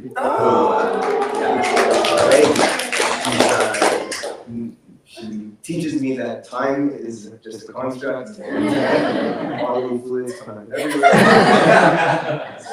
Thank you. Hi everybody, I'm Morgan, Morgan Thomas. My title at the moment is Chief Brand Officer, but that changes as of next Friday. It's my last day in my current role. I'm very excited. For the past 6 years, I've been building, I guess it's technically Canada's largest boutique fitness and wellness hub, where I know a couple of you from here. But my background's actually in interior design and architecture and brand strategy, so it's been really interesting to kind of move from the consulting side to actually building and operating something myself. So I'm excited to get back to the consulting work and really helping people translate their visions into reality with now having firsthand knowledge of how to actually do that. I also became a mother not this past July, but the July before. Which has just been the most magical experience. And so she lights me up every single day. This week we have a dog who is my first baby, she's 15. So my daughter recently learned how to open the dog food canister and scoop out food. And so that is, she wakes up in the morning, she still nurses for a while, and then she eats, sissy eat, and she wants to go feed the dog. So it's just the cutest thing to sort of see the two little babies kind of coming together and just nurturing sort of that relationship and just fostering all kinds of connections has been what's been lighting me up the most lately. Yeah. All right, well, we did it. We got around. Usually the circle shares to me as an event organizer, taskmaster is like, but there was a moment right there where I was like, you know what, fuck it. Like the most important thing is the stories and our stories. Maybe in the future we will be doing little mini TED Talks so you can do a further press on to everything that you are. But really, really nice to hear everyone's background and create some context over how we're gonna network. Because when we share, maybe not all of who we are, but parts of us in a way that lights us up, I think that's the bond, that's where the invitation, I think, is the most rich. The emotional, the spiritual, the personal stuff. Professional, yes, to an extent, but yeah, thank you for sharing some of those more personal things too. To continue on, we are going to move through, there's a couple of things we had to skip, but we're gonna move into a little preface over how our next group activity is gonna be. And I just wanted to bring some of these techniques to the foreground so that when you go back into your pods for your next assignment, which is to really discuss the bright spots, things that are going really, really well in your worlds, what are things that are trending towards health and longevity, what are the blind spots or the obstacles getting in the way of achieving Healthspan and quality of life at the latter years of our lifespan. And then what are the spotlights, things that are happening as pure examples. Like, oh, this company is doing an amazing job at this. Once we kind of come together and put that all onto another page, wanted to just start with some of these activities because I found them very, very helpful. You might know them already. But a big part of this kind of programming is based off of IDEO, which I would say is a school for human-centered design thinking. They help consult other companies on how to design really amazing experiences like this. And the human-centered focus is where part of the culture of Beacon wants to ground into its DNA. And Also ART, authentic relating training, is something that I took during COVID, and it was a virtual coaching session. And then I ended up getting more coaching sessions with that coach to help me through a fairly difficult ending of a relationship. And so the first one that I wanted to bring us into was attune. To tune into another person's emotional and energetic state. The case study of attunement was very mindfulness based. So one of the activities that the facilitator brought to the cellmates was to tune into what's happening in your own world first before connecting with others. So it's sort of an internal check-in. And breathing with it as well was a really key part to that. So tuning into all of what's happening into your internal world before sharing. Another technique is a reframe. So a part of today's theme is perspectives, and hearing everyone's story and everyone's approach and application to the first activity that we got was a really interesting way. Even what we did with the logo beacon is that you can see how other people thought. Maybe you thought in the beginning was like, oh, this is gonna be weird, I don't think I wanna say this. But someone says it, you're like, oh, great, I'm not the only one thinking this way. That's the coolest feeling. And knowing that there's another parent in the room going through this like, how much longer is this gonna take? Because my baby might need me and da-da-da. Like, there's other people in the room that are feeling and experience the same thing. So before all this stuff, empathy.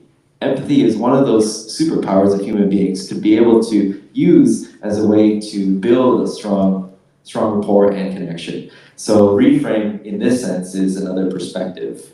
And one case study is the Copenhagen traffic problem. So you ask capitalists, people who have a lot of money, how do we solve for the problem of traffic in our city? Well, their thought process is build more roads. But that's not a human-centered design approach. Instead, Copenhagen had asked bikers, multiple stakeholders, cyclists, public servants, small businesses, and they asked them the same question, how might we solve for traffic? So one way of answering for that is, instead of solving for traffic, how do we solve the problem? Just getting across one side of the city to the other. Just another reframe of the question. And then also asking these different stakeholders, as opposed to people with lots of money, how might we increase the pace to get from one side of the city to the other? So things like more bike lanes, smarter traffic lights, so on and so forth. And so they solved their problem because they created a human-centered approach to that problem. And therefore, were able to reframe the situation, use reframing as a way to get to the answer. So that's another way of looking at things. And finally, zooming in and out to gain vantage points. It's just creating contextual awareness and being able to see the minutiae, the small little details that you might overlook, and then also zooming out and seeing big picture, putting on a time scale to create another level of context. Case study here, Volkswagen, as I guess uniquely positioned in diesel fuel and combustion. They were so focused on that, but then they also were so stuck in their tunnel vision, so that over the last, 3 years, or maybe even less than that, they zoomed out and said, hey, what's happening in the industry? What is trending, and what's gonna be here for the next 100 years or so? And so they just switched to electric vehicles, and they totally switched up everything. And they realized they made massive gains. Revenue went up, everything skyrocketed. So just a small switch up and zooming out. There's other things here too, but a really fun book in terms of children's book to help teach kids what zooming in and out is a book called Zoom. And this book called Zoom, as you can see on the bottom right, it zooms in to the chicken's hat.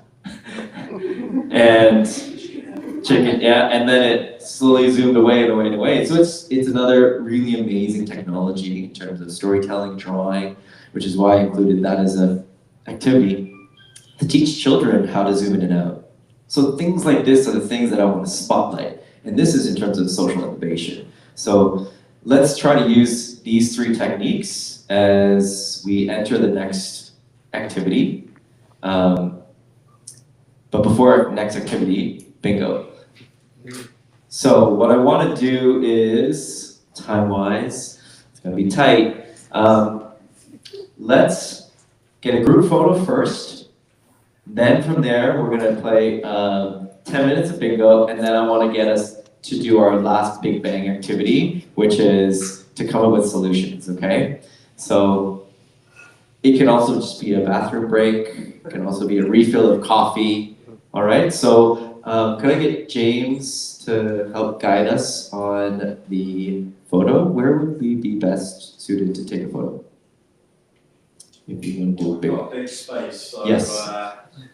Why don't we do it against this over here? It's a really nice backdrop. The canopy? Yeah. Okay, so let's have maybe a row of people standing, another row of people kneeling, and then another row of people sitting. Is that okay? Yeah, that works. Okay, so let's do that fairly quick so we can document this. It'll be kind of like an old school elementary style photo. It could be as proper and cheesy as possible. Man, so disengaged basically. You're proud of you for making changes, man.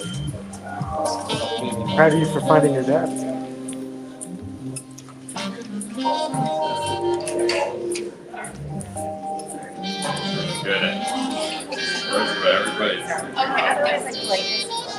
Okay, people standing behind right where the canopy is.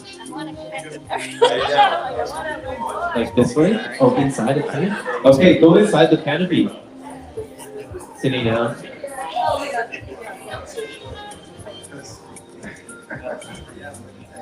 Sorry, there, sorry. How do we work this with?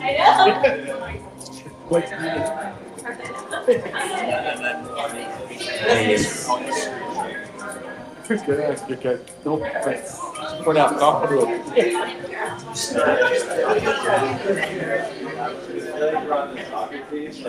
Guys, if we can get a little bit cozier, like go a little bit further in, you can. Let's try and move everyone this way. Let's shift back into the canopy and also to the inside of this column. You're gonna get really cozy. Nice.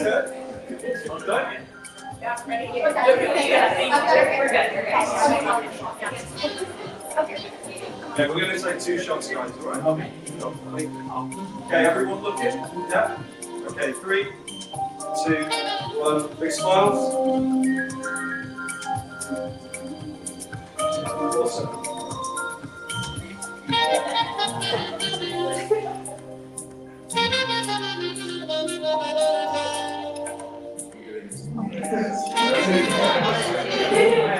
I'm totally doing this on purpose.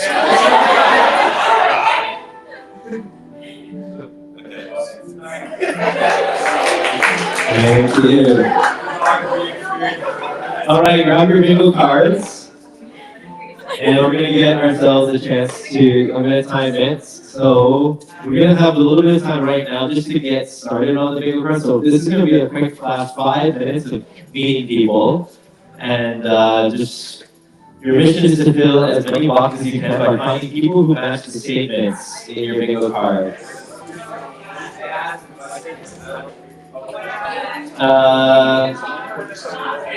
Have you changed careers or industries? Ask these questions that are on the statements.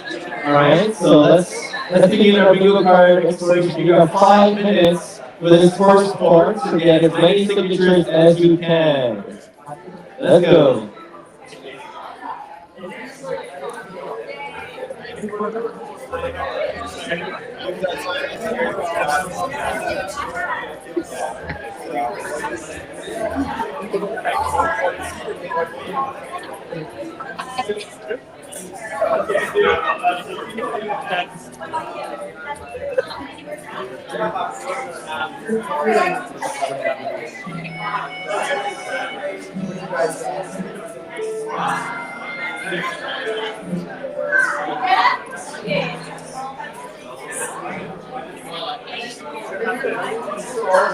Alright, do you plan to live to 100 plus? I do. Of course you do, yeah. What you do? Yes. Yes, and you switch careers? I think you put it in your box. Okay, what's your discipline? PH? Yes, yeah. Okay. What's your English? HZ? Okay, sweet.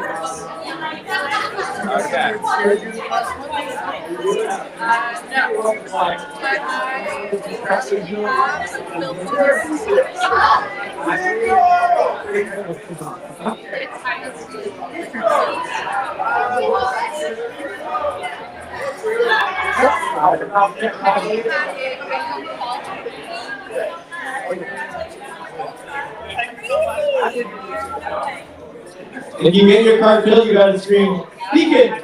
And we already have one filled out. Wow, Andrew, crushing it. First place, Andrew. Time-wise, we've got 2.5 minutes left. If you can flash around and get your card filled. If it can be done already by Andrew, you can do it too. Get those initials, get those signatures.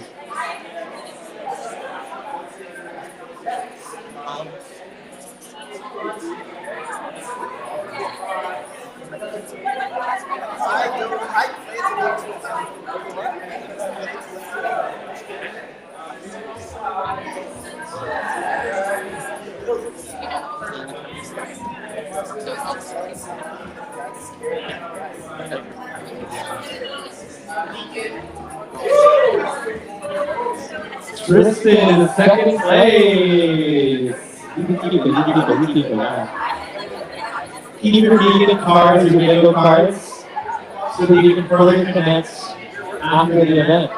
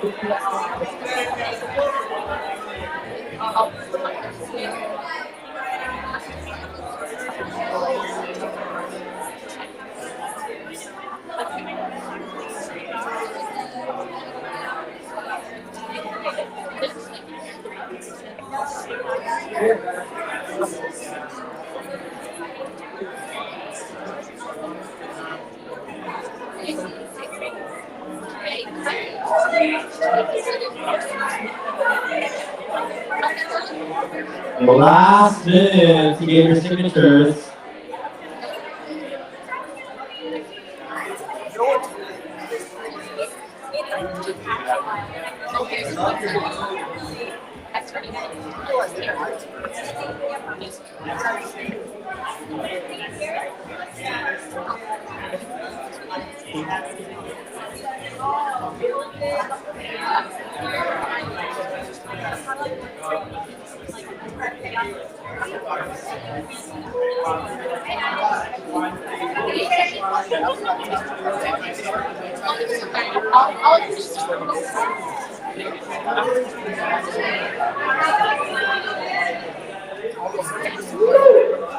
Hyacinth in third place.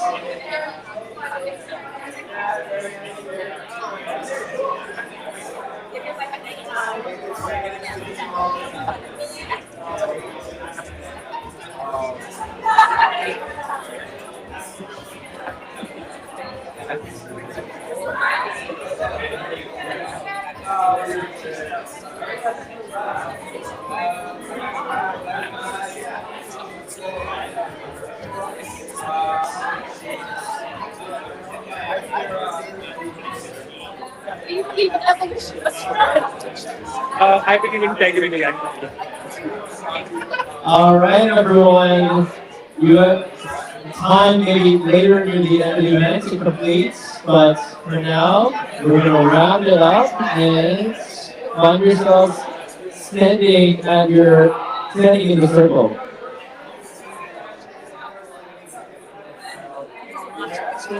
Slowly wrapping up our conversations.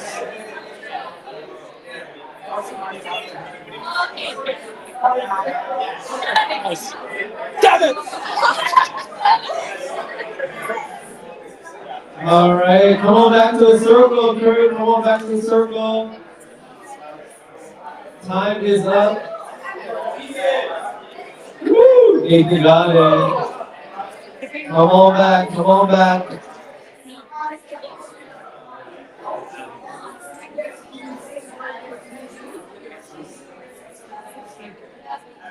Come on back, come on back. Let's go.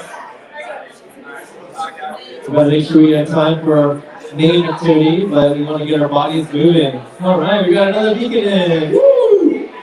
All right, come on back into the circle, everyone, and let's take this next push to enter our last. Yay! Make sure you keep these cards so that we can further connect and learn more. So I know it's just a quick little teaser because there's epic stories behind it. All right. We're gonna stand by our seats. Stand by. Stand by your seats. Clap once if you can hear me. Yeah! Clap 2 times if you can hear me. Clap 3 times if you can hear me. Clap 4 times if you can hear me. All right, we got the 4. Sweet. I know there's a buzz in the room to complete the bingo cards. I know it's like, oh, I just started, I can't not finish it. That's all right. We're gonna do a, since the energy is higher right now, we're gonna do a very short partner power piece with Ben. He's gonna lead us to a little bit of movement, and then that'll bring energy for last mile activity of the day, which is where everyone spends most of our energy. And putting these really great work down on the day. But anyway, thank you. Everyone, get in close. Everybody needs to move. I see. Get in close, shoulder to shoulder. I know some of you, like myself, while sitting in circles, it's okay that my knees are just okay. And we're all concerned about taking space and sharing space. So like right now, we really want to encourage us to get in, right? Shoulder to shoulder. So please take your space. Don't make yourself small here. Okay, so shoulders back. Let's get those knees down. All right, everyone, shoulders to be touching. Shoulders to be touching. Let's take this space. Shoulders to touch. And while we're waiting, breathe. Take a deep breath in. Every time you inhale, you expand. You expand. You know that your presence is necessary. Your influence has its effects. An effect. So breathe. Exhale. Thank you for your influence. Deep breath again. A little bit more sound.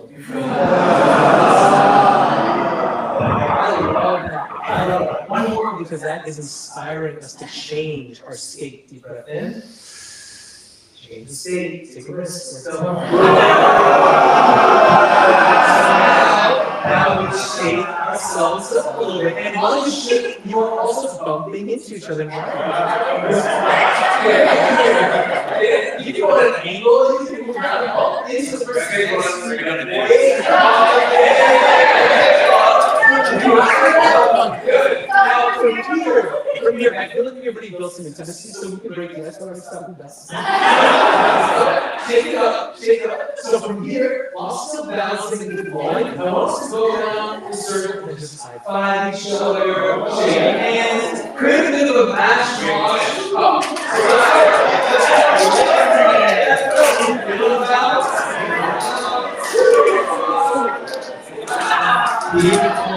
Keep it going. If you are on the outside, place yourself in. Go in the middle. If you are used to eating on the outside, get in the middle. Get in the middle. Right? Get in the middle. Beautiful. Keep introducing yourself. Get in that middle. Do like a champion in the middle. Come on, champ. Come on, champ. If you're used to being on the outside, get on the inside. Take a risk. Now, find one person's back. One person's back. Find their back, back to back, back to back, back to back. Back to back. Find a person's back to back. There you go. And from here, see if you can connect your hips, connect your hips, connect your upper back, connect your hands. Beautiful, beautiful. We are going to be squatting anyways, so you might as well start connecting now. So from here, we talked about empathy. We talked about connection. We talked about listening to ourselves. So right now, breathe. Exhale, let some sound out. Feel yourself, connect with yourself, and see if you can connect with your partner as well. See if you can find yourself in the relationship with you and with them. Beautiful. Exhale, sound. Bring the heads back, bring the chins up. The mouths are relaxed, the eyes are relaxed. All that tension that we hold, let's let it go. Life gets challenging. Yes, it gets challenging, but guess what? We showed up here, and we are now reminded that we don't have to do this alone. We are not doing life alone. We have people like Julian who created spaces for us to show up in. So now, see if you can step while still staying connected to your partner, step your feet forward so that you see them, because you're gonna need a strong foundation in order to be able to, 1, have your own back, 2, have your partner's back, 3, trust that they have your back. Okay? And if you collapse, that's okay. We're gonna make some mistakes here, okay? We are gonna make some mistakes. So now, with your breath, follow your intuition, follow your trust, follow your deep wisdom and knowledge. I want you to squat down with your partner, not too low, we'll get there, and squat down and just stay there and breathe and let some sound out. Why are you being ran alone? Aren't you a personal trainer? Lean back on them. Stay there, breathe, trust. Dan Fox, I see you. Get down there, Dan Fox. Let's go, lean back, upper backs. Okay, stand up, shake it up. We're not done, we're gonna try that again. All right? This time, face your partner and hold hands with them. Hold hands, however you want to hold hands. Now remember, the hand holding and arms need to be solid. You need to have a strong structure to be able to hold each other, because you're going to lean back and you're going to squat and you're going to hold each other. So deep breath in, make sure you're solid, make sure your grip is solid, make sure your intention is solid, and squat down slowly and look at your partner. Look at your partner. Do you see a mirror? Are you witnessing change?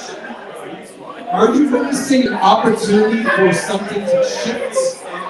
Take a look at your partner, because you'll see yourself. Now stand up nice and slowly. Thank your partner. We're not done yet. Last one, you're going to turn. One person is going to expose their back to their partner. One person. Take a risk, expose your back to them.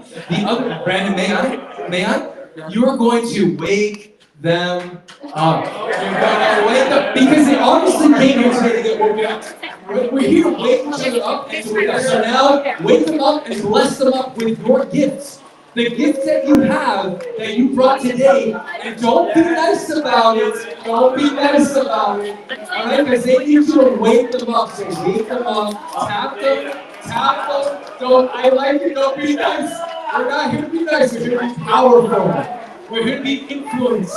We're here to be out-influenced. Keep going. Let some sound out.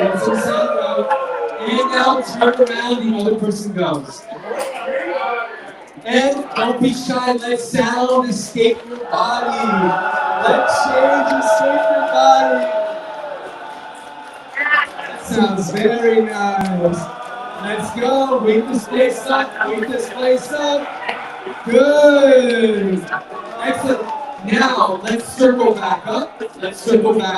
Link arms. All right, we are linked in. All right, I know there's a website called LinkedIn. We're actually linked in right now. All right, we're linked in. We are linked in. I want want you to pull the person in towards you and they pull you into them, and tall spines, everyone. We're not here to play small. We're here to show up big. So feel the strength of your partner. Feel the strength of this group. Feel yourself in the mix. If you didn't feel yourself and your strength, take a deep breath in. Let it sound out. No, let it sound out. All right, an honest one this time. Deep breath in. Take a risk. Let it go. Thank you very much. You all were amazing. Thank you, Ben. Thank you all for trusting me back. So a big part of what we do, of course, next we're going to go back into our minds, but to get into our bodies is the kinetic piece. Energy and motion creates momentum. So we're going to use this energy and go into our pod groups again, use another sheet of paper, and now we're going to strategically think about what are the steps needed to build a program, a plan, a protocol. What are the things? So I'm going to get us to go into groups right now. So find your group, go back into your pods. Those that are in the social innovation space, just stand outside of it for a second, okay? All right.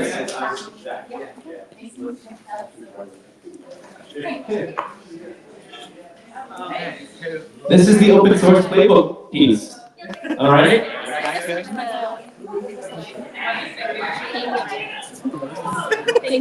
So as we mesh our minds together, captains, you can help facilitate. But first thing is maybe you can create lists. What are current bright spots happening in your world that is leading us towards more longevity and health span? So for example, in the wellness space, you're seeing more holistic approaches to physical activity. You're seeing treatment and training and a bridge of that.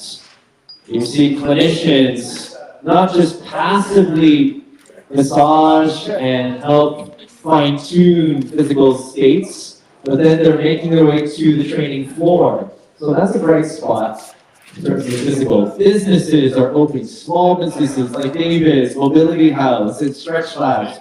We're getting a more holistic approach. We're expanding the breadth of offerings.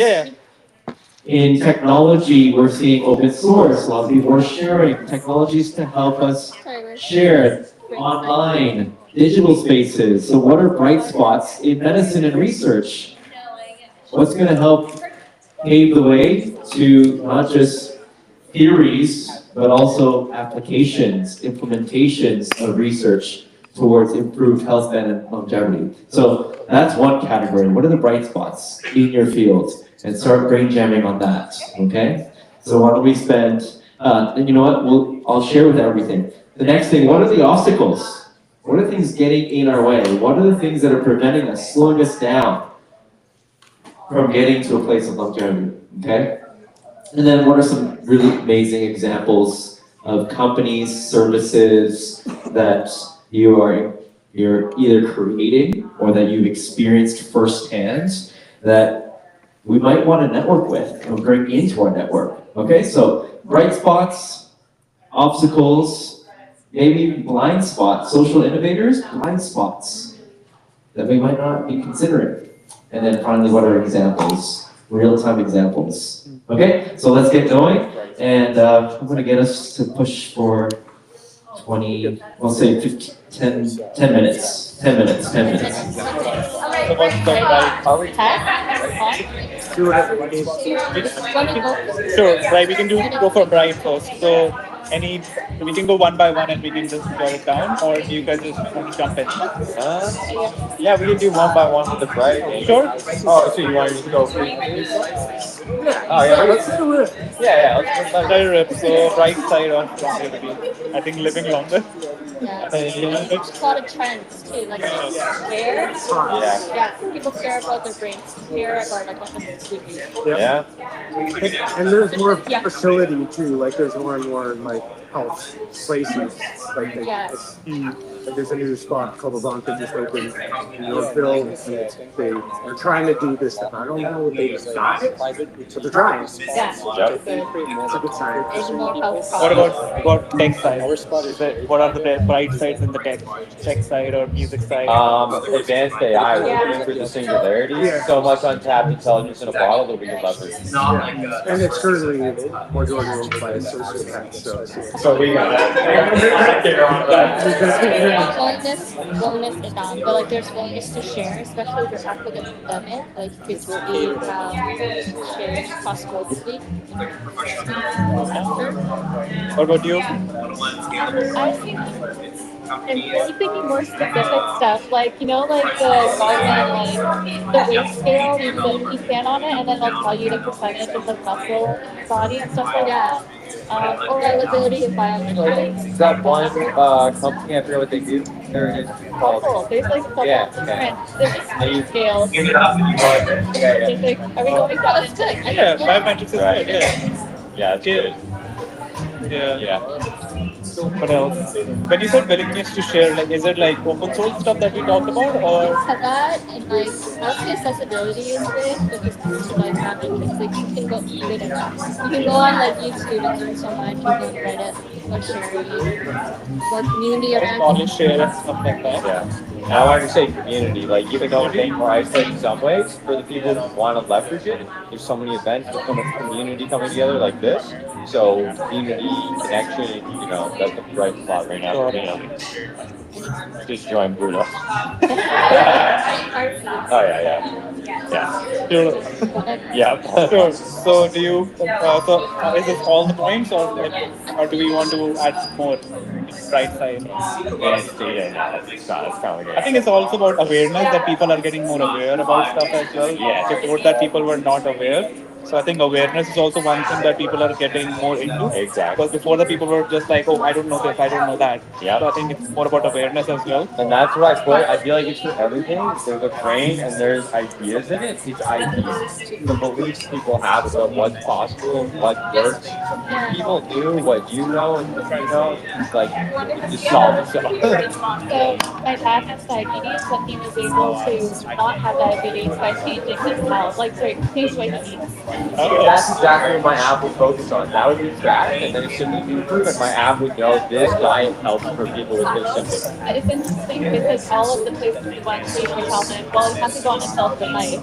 Oh, exactly. It's not true. It's a belief. Not accessible. Like people don't know that you just what you eat can really make a difference. Exactly. What was his diet that he switched? Well, he became vegan. He went like healthy, but I think the biggest thing was cutting out like soda, like drinks, things like that.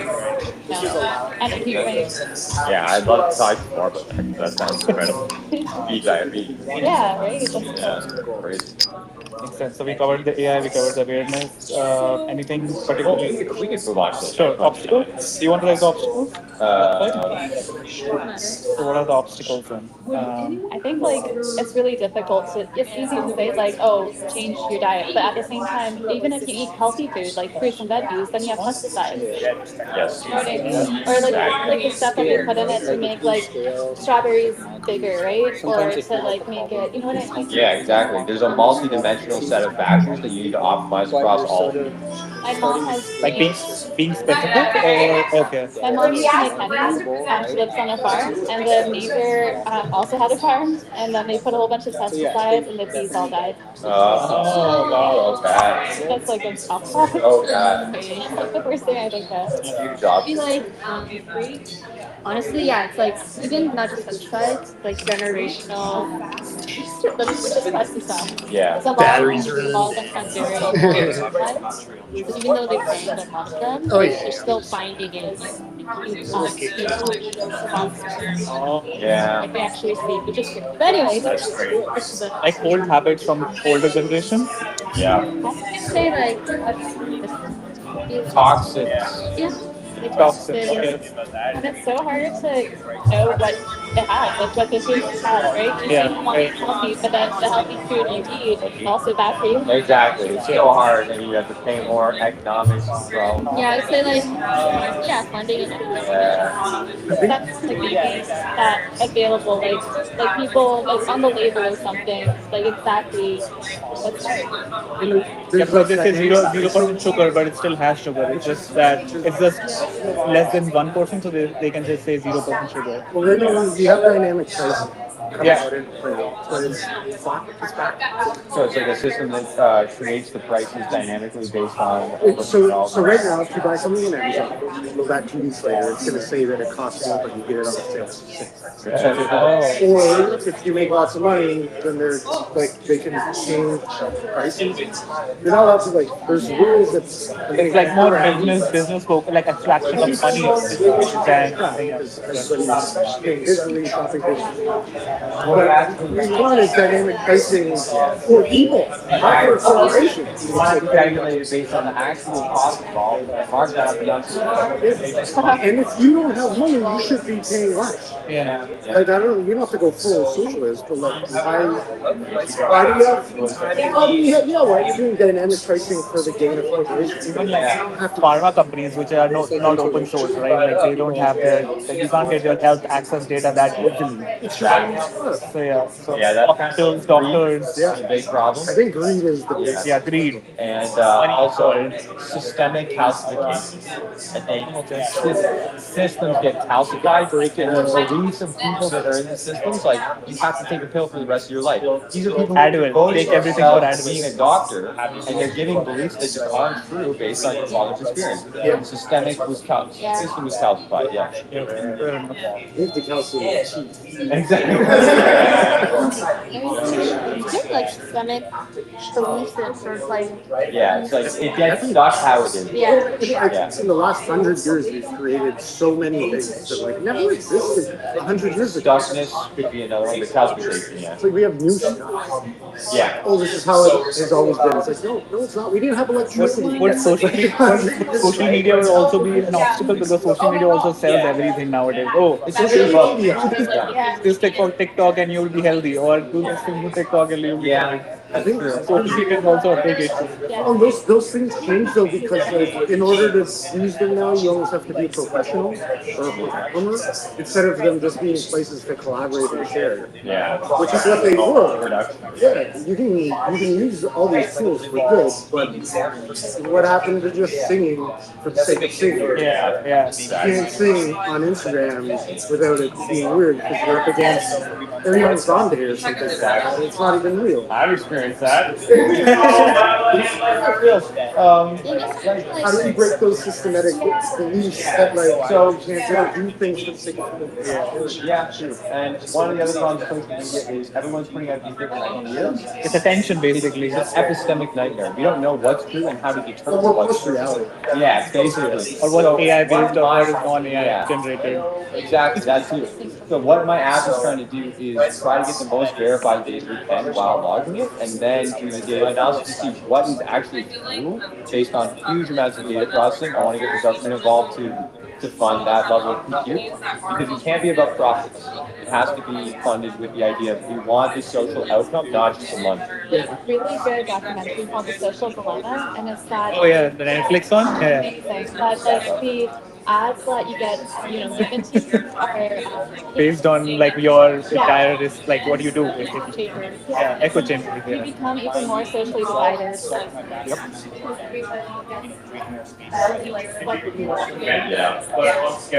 Like you're not funded. Everybody thinks that way, trying to get, by so much visibility. Exactly. So no. Recently, blue pill and red pill has been happening. Yeah. And that's what happened with me for the last many years. I looked at all these different belief systems about health, trying to fix my chronic illness, and a lot of things didn't work because everyone's trying to claim that theirs works. They have a financial incentive to do so. Yeah. And it's just like how do you actually? Exactly. Yeah. And some of those solutions might work for certain illnesses, but they're pretending it works for everything. No. Figure out what symptom clusters match with what solutions, and focus on healthy lifestyle things. And, yeah. Yeah, there's so my sister was using because when she was training for some kind of event, like some kind of marathon or something, she had this app that would tell her exactly what to eat, and like she would take a picture of something and it would tell her exactly like what calories or whatever. I It's use like that. I use that. in the beginning of Yeah. It's getting better, but every app uses a different approach, so some apps are better than others. I'm trying to implement that feature in my app too. Yeah. It's taking a while. But like finding a way to make it more user friendly would be good. Yep. No, for sure. That's what we should talk Looks about. like we're pretty good on time, that we've got the first two bright spots and obstacles. Hopefully you can bring some real-time, real-life examples as the third category of innovations and leads towards improved health and longevity. So let's give another 2.5 minutes As you were saying, there's so many tools. to finish out those three categories. 2.5 minutes. The right resources. I'm even thinking like hackathons. Like, Yeah. throw all these ideas, but it's like if you can actually focus and be like, this is something needed fixed. Everyone work on it. Yeah, and that would be an example of a solution, right? A hackathon. But then also like tying them all together, right? It's like, what's the stack? Yeah. To like that could work for as many people as possible. Yes. Instead of, I feel like we're just in these stacks that serve these big entities And what's an that example? aren't human. Yeah, no, definitely. And what's an example of a stack, would you say? Like, what did you envision for that? I don't think it exists yet. I think it's like a little bit of your app and a little bit of that and a little bit of this. Generation of like everything used to be customized per person. Yes. Before this generation, before AI, everything was like, oh, this is a cookie. It's assembly line. Like, let's follow that. Yeah. And now everything has to be customized because everybody's unique in their. How do we customize off a core base? Because exactly. even like with the tools, we don't want to spin up an AI generated app for everybody, because then how do you support people when there's no common ground, right? I think we need to have multiple solutions going at the same time, where it's like a crowdsourced machine learning model, but also a medical LLM, which is two different technologies, and then also having people personalize it for their exact health challenges that feel the most relevant for them, and then having some strategies that are proven and saying, try this, if that didn't work, try that, and how's it going? Thing is knowledge. I think everybody Yeah. knows knowledge. That's ultimately going to what for you. Yeah. I think would work. And also, like, there's something else too about like with this, because we already know these things. So there's like discovery. Yeah. So let's put like discoverability here or something. Awareness, discovery. Like a lot of people don't know. We only have 1 minute left, so let's just name off some blind spots really quick. I think knowledge is one. Yeah. That was when we do a doctor, we have static people that would just tell my problem. Yeah. Exactly. Yeah. And then you get way more problems after that. And talent is also based on business, right? So it's Yeah. cater to keep talking to you. Yeah. And then we're blind to where we need to focus our efforts, because a lot of people might be working on the same thing, and a lot of people might not be working on what needs to be worked on. Yeah. We don't have a high level view. We're all separate. We're all Siloed. We're siloed. Yeah, we're siloed. In a public setting.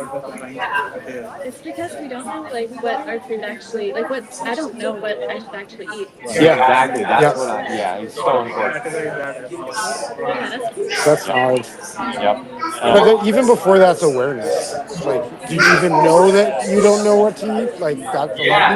A lot of people think they're eating food and they're not eating food. And what you said, she knows that she doesn't know, but a lot of people don't know that they don't know. You know, so they're just not conscious. So All right, we're going to close it out and bring it back in the circle. Circle. Okay, should we do examples? Oh yeah, examples. Circles of What we have. You had an example with your dad. Yeah. That was an example of someone who healed from something that the doctors don't believe you can. And then, do we have any more examples littered through here? I can't really read it that well. Upside down? Upside down? What's that brain? I just write it down. Diagnosed with like kind of about to have cancer, but they said, oh, go through medication and stuff like that, and then the only thing that helped her was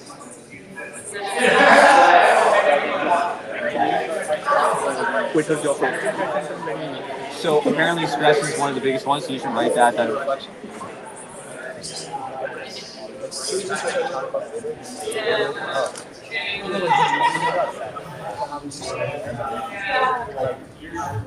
All right, here we go through. Come on into the circle. We can talk our way through the last little bits just because we want to make sure we present it to everyone. So let's get back into the center right now. We're going to be going through over time, so we apologize for a few people. Captains, let's carry your team into the center circle, and we'll just close it out by sharing. 1, 2, 3. Bring it over. Bring it in. Bring it in.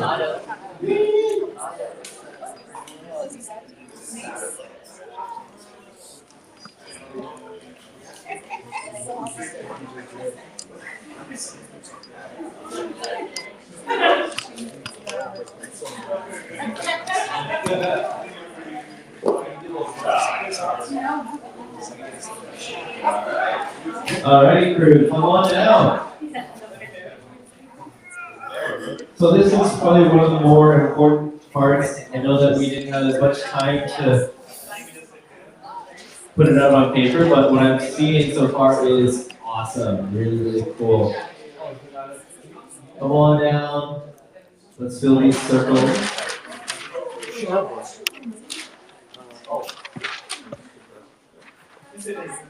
Talking about bright spots, my baby nephew is right over here. Otto.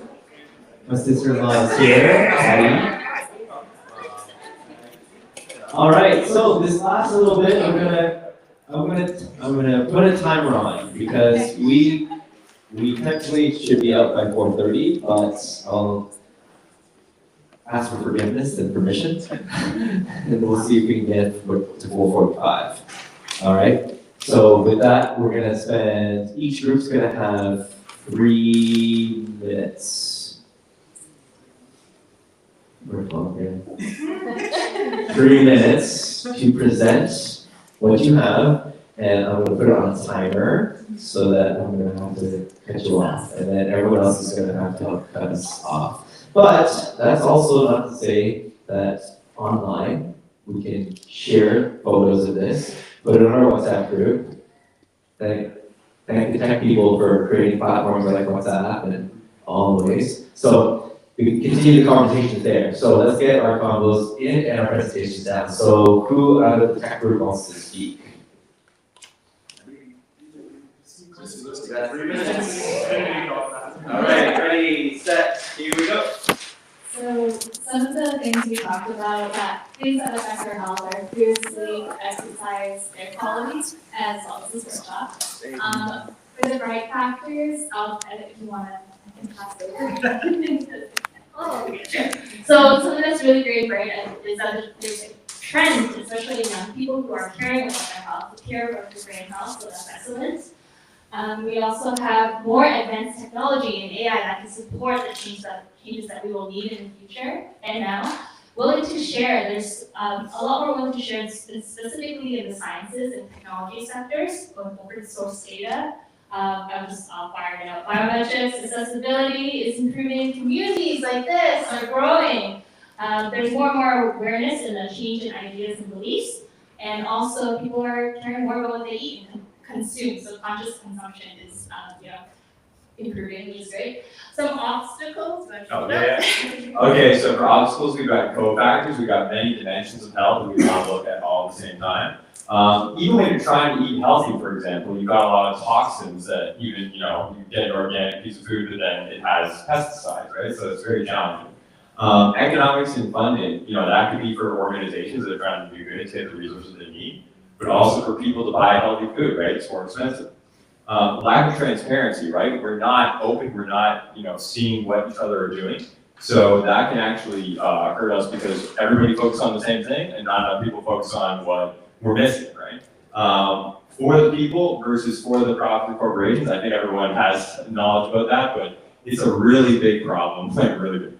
Greed equals to stress. It leads to stress because down the line, you're not making decisions that actually help people, and then they're going to be stressed because they have more problems, right? And stress is one of the biggest things that affects your health negatively. Systemic calcification, right? The stuckness on incorrect beliefs, right? We heard a story that someone, well, maybe that's for the examples, but someone was told that they should be on medication for the rest of their life. Instead, they did a healthy lifestyle change and recovered from diabetes, right? This was her father, so this was a big thing. And then reality versus idealism, right? Like we can't be stuck in the clouds always with certain things that aren't actually proven out. We need to be in reality and figure out what works and do that. So.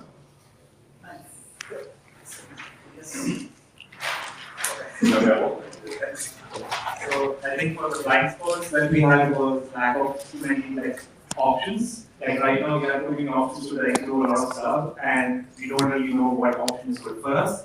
And I think the awareness of what is good and what is not good for us is also a blind spot that people don't know. Lack of focus and different sectors communicating. Yeah, if you go to TikTok or if you go on Insta, everybody's giving health advice of doing this and that, and nothing is really proven. So none of them, most of the people don't hold PhDs in their sector. So I think having information thrown at you at a rapid space also confuses you what to do and what not to do. Rather than say, oh, TikTok told me to bench press, so I'm just going to have to push chest after doing that, or just eat something raw, or eat steak, eat steak raw. So yeah, I think those are the things, and yeah, I think that's all for our side. Thank you. Great.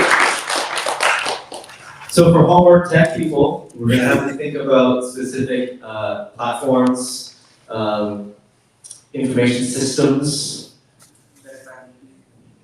verifiability, health and privacy. So I would like that conversation being carried towards more specifics now. Okay? All right, next.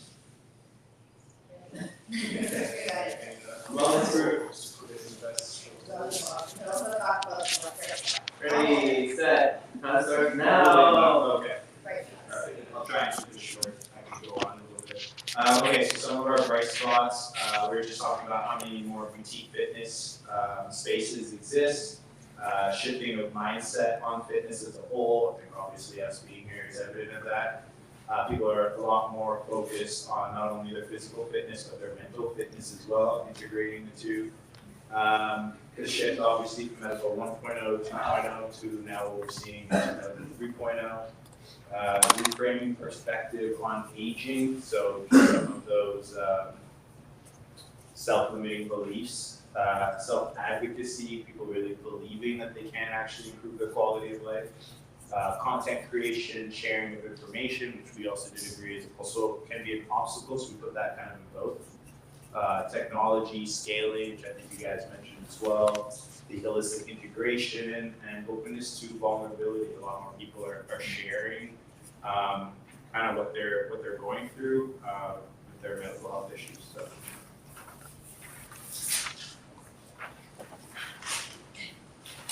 And for obstacles, yeah, as you mentioned, misinformation. It's amazing that we have so much information, but there's a lot of it that is misinformation. This was actually something that Julie brought up a while ago, I don't know if you remember, but outsourcing intuition, where it's so easy for us to try to seek externally what's wrong with us, and a lot of the times we can figure out what is wrong with us by connecting to ourselves. Burnout, limiting beliefs. I think a lot of this actually goes to one of the key points, which is flawed cultural norms. Like it's so easy for us to, let's say if we get injured, we go to a hospital instead of seeing what else happens. Go to the hospital, they say this is wrong, go see a physio, as you're mentioning, and then from there they're like, okay, I feel bad again. Instead of me going back to physio, I'm just gonna go back to the hospital again.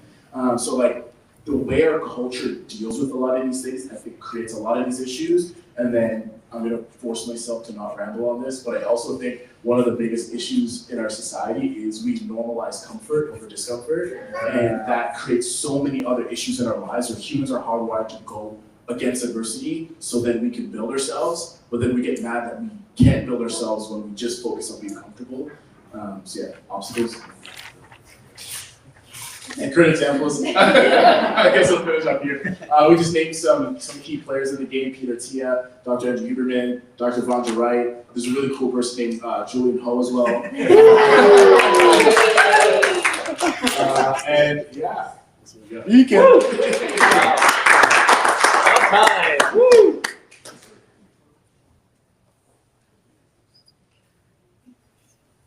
I'll do the time from here, Julian. Okay.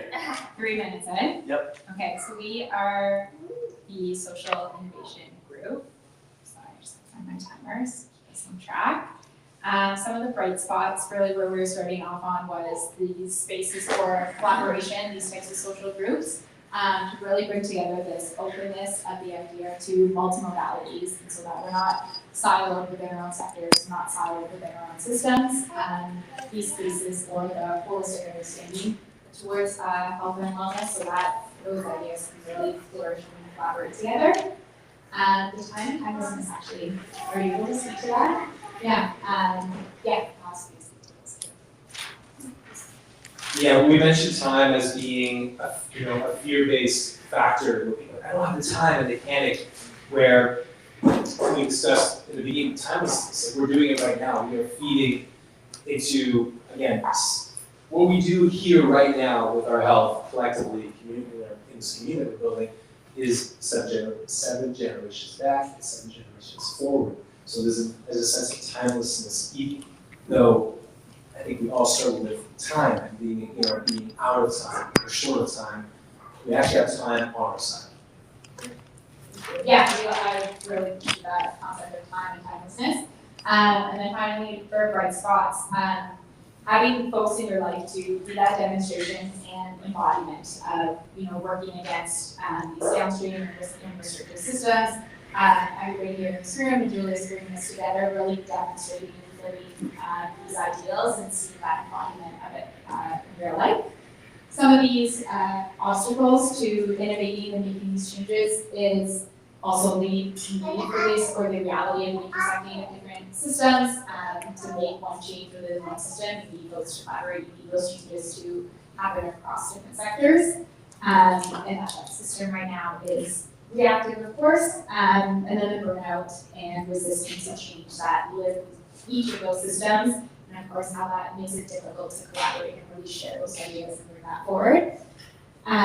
Fear, lack of support, short staff of the different systems, and then for examples, community spaces, Beacon, of course, Man Camp, places that look at holistic wellness such as Othership, Our Thrive, Holistic Connections, and then some Float Valley, and some other more community spaces like libraries and farmers markets that are really keeping that community at the heart and the center of their work and bringing folks together. And I think, libraries really have that space to allow for social innovation as they're changing alongside communities.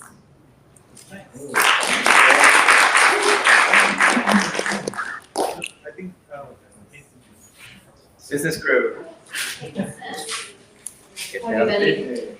Okay, so we are a business group, which means we have to create a business model that makes money. So when you think about the bright spots, the obstacles, and the blind spots, a lot of them are vision related. So I may go back and forth a couple of times just to underscore the point. So a couple of bright spots that we've seen is that within the corporate world, within a lot of companies, a wellness platform has developed. Some of you may even work in companies where this exists, sort of the expanded elements of the PAP programs. Even some companies are offering one-on-one coaching, which is amazing.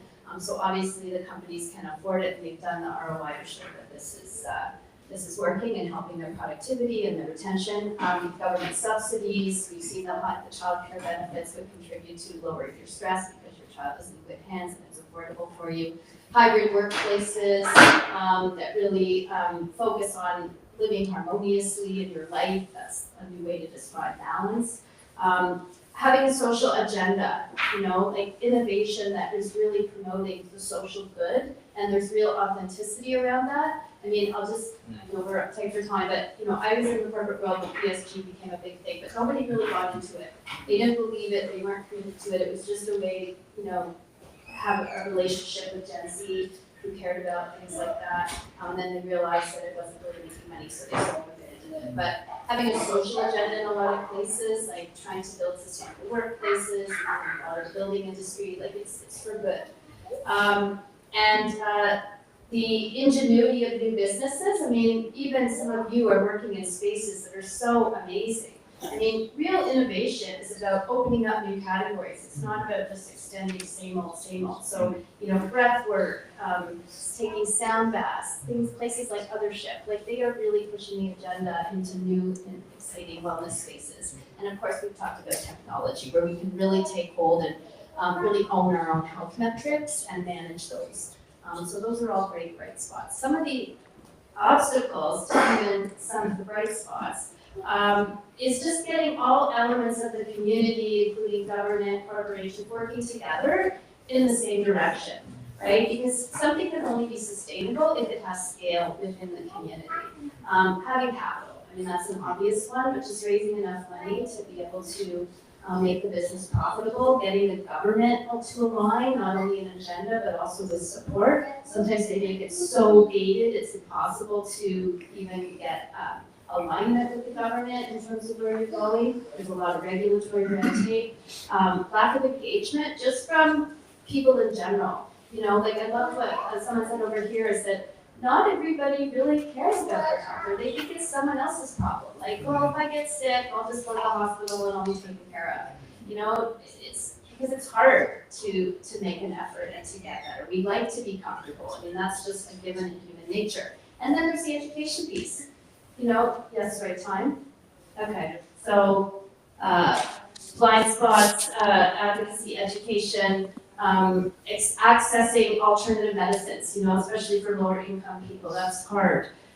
Existing resources, like just building awareness of them, where are they? And also, again, assuming that everyone does care about wellness. But more on that later. Thank you. Last but not least, our medicine group. Ready, set, go. Should I hold this up? You want me to hold this?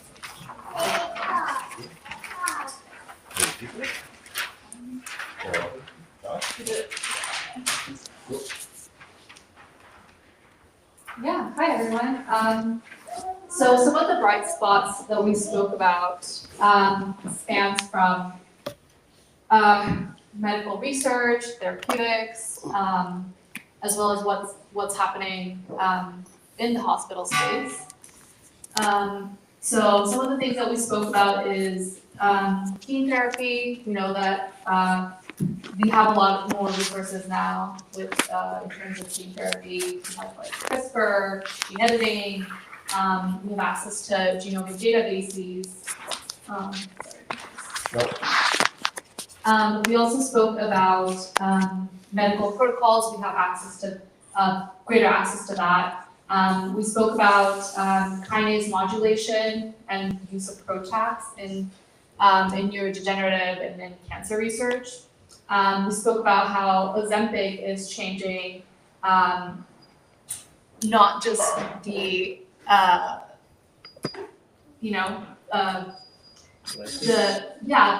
the livelihoods of people, but also it's helping in like knee surgery. We spoke about nerve transfers. That's really cool within the plastic surgery world. We spoke about how stem cells are becoming more and more common. Some of the blind spots we spoke about was access to healthcare, not having access to a family doctor or not being able to see a specialist until you're at the last breath. We also spoke about how often people look for quick fixes when it comes to healthcare rather than a more preventative method. We spoke about mindset and health literacy. So how people's mindsets can be tied into health literacy and how to improve people's mindsets related to healthcare. We also spoke about a disconnect between what people want from healthcare and what healthcare is able to provide, the current healthcare system or the hospital system can provide at the moment. We spoke about something that I found was very profound, which is power to patients.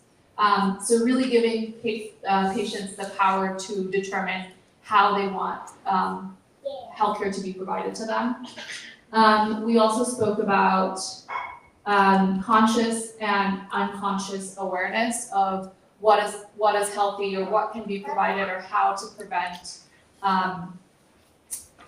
disease before, we're at that point where we need to go get treatment. But yeah, thank you. Sweet.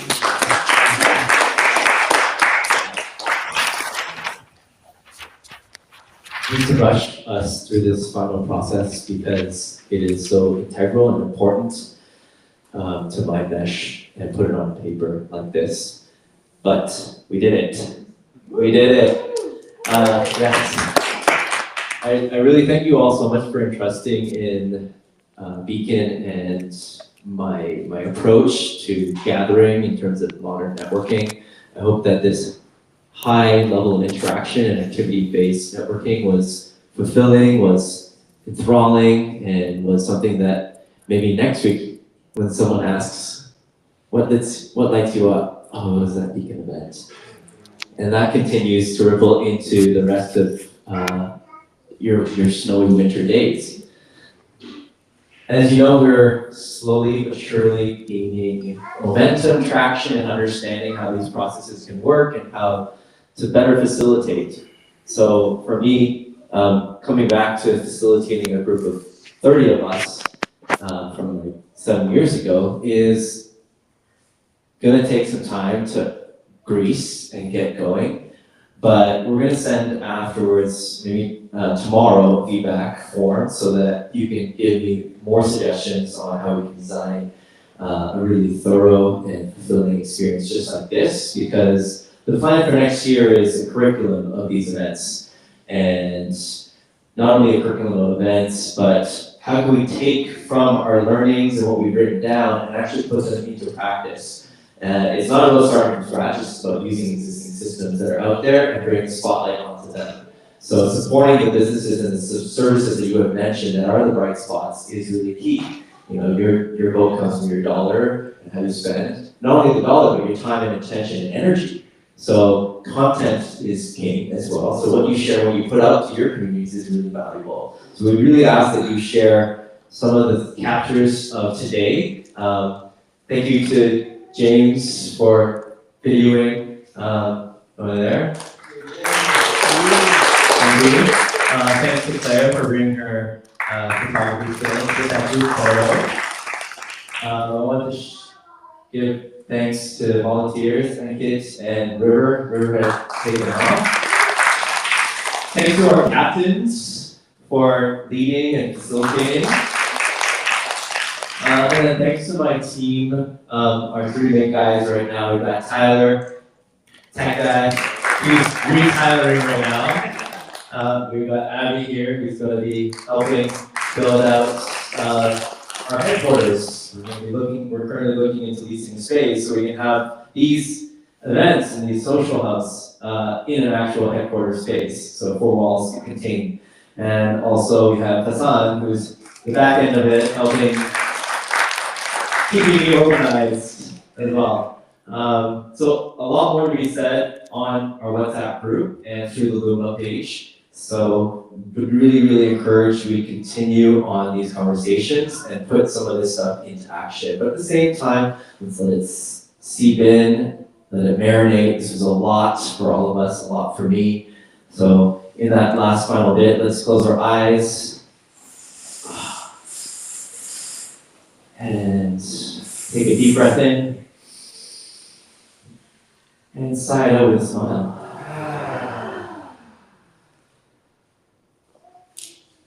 Moment of gratitude.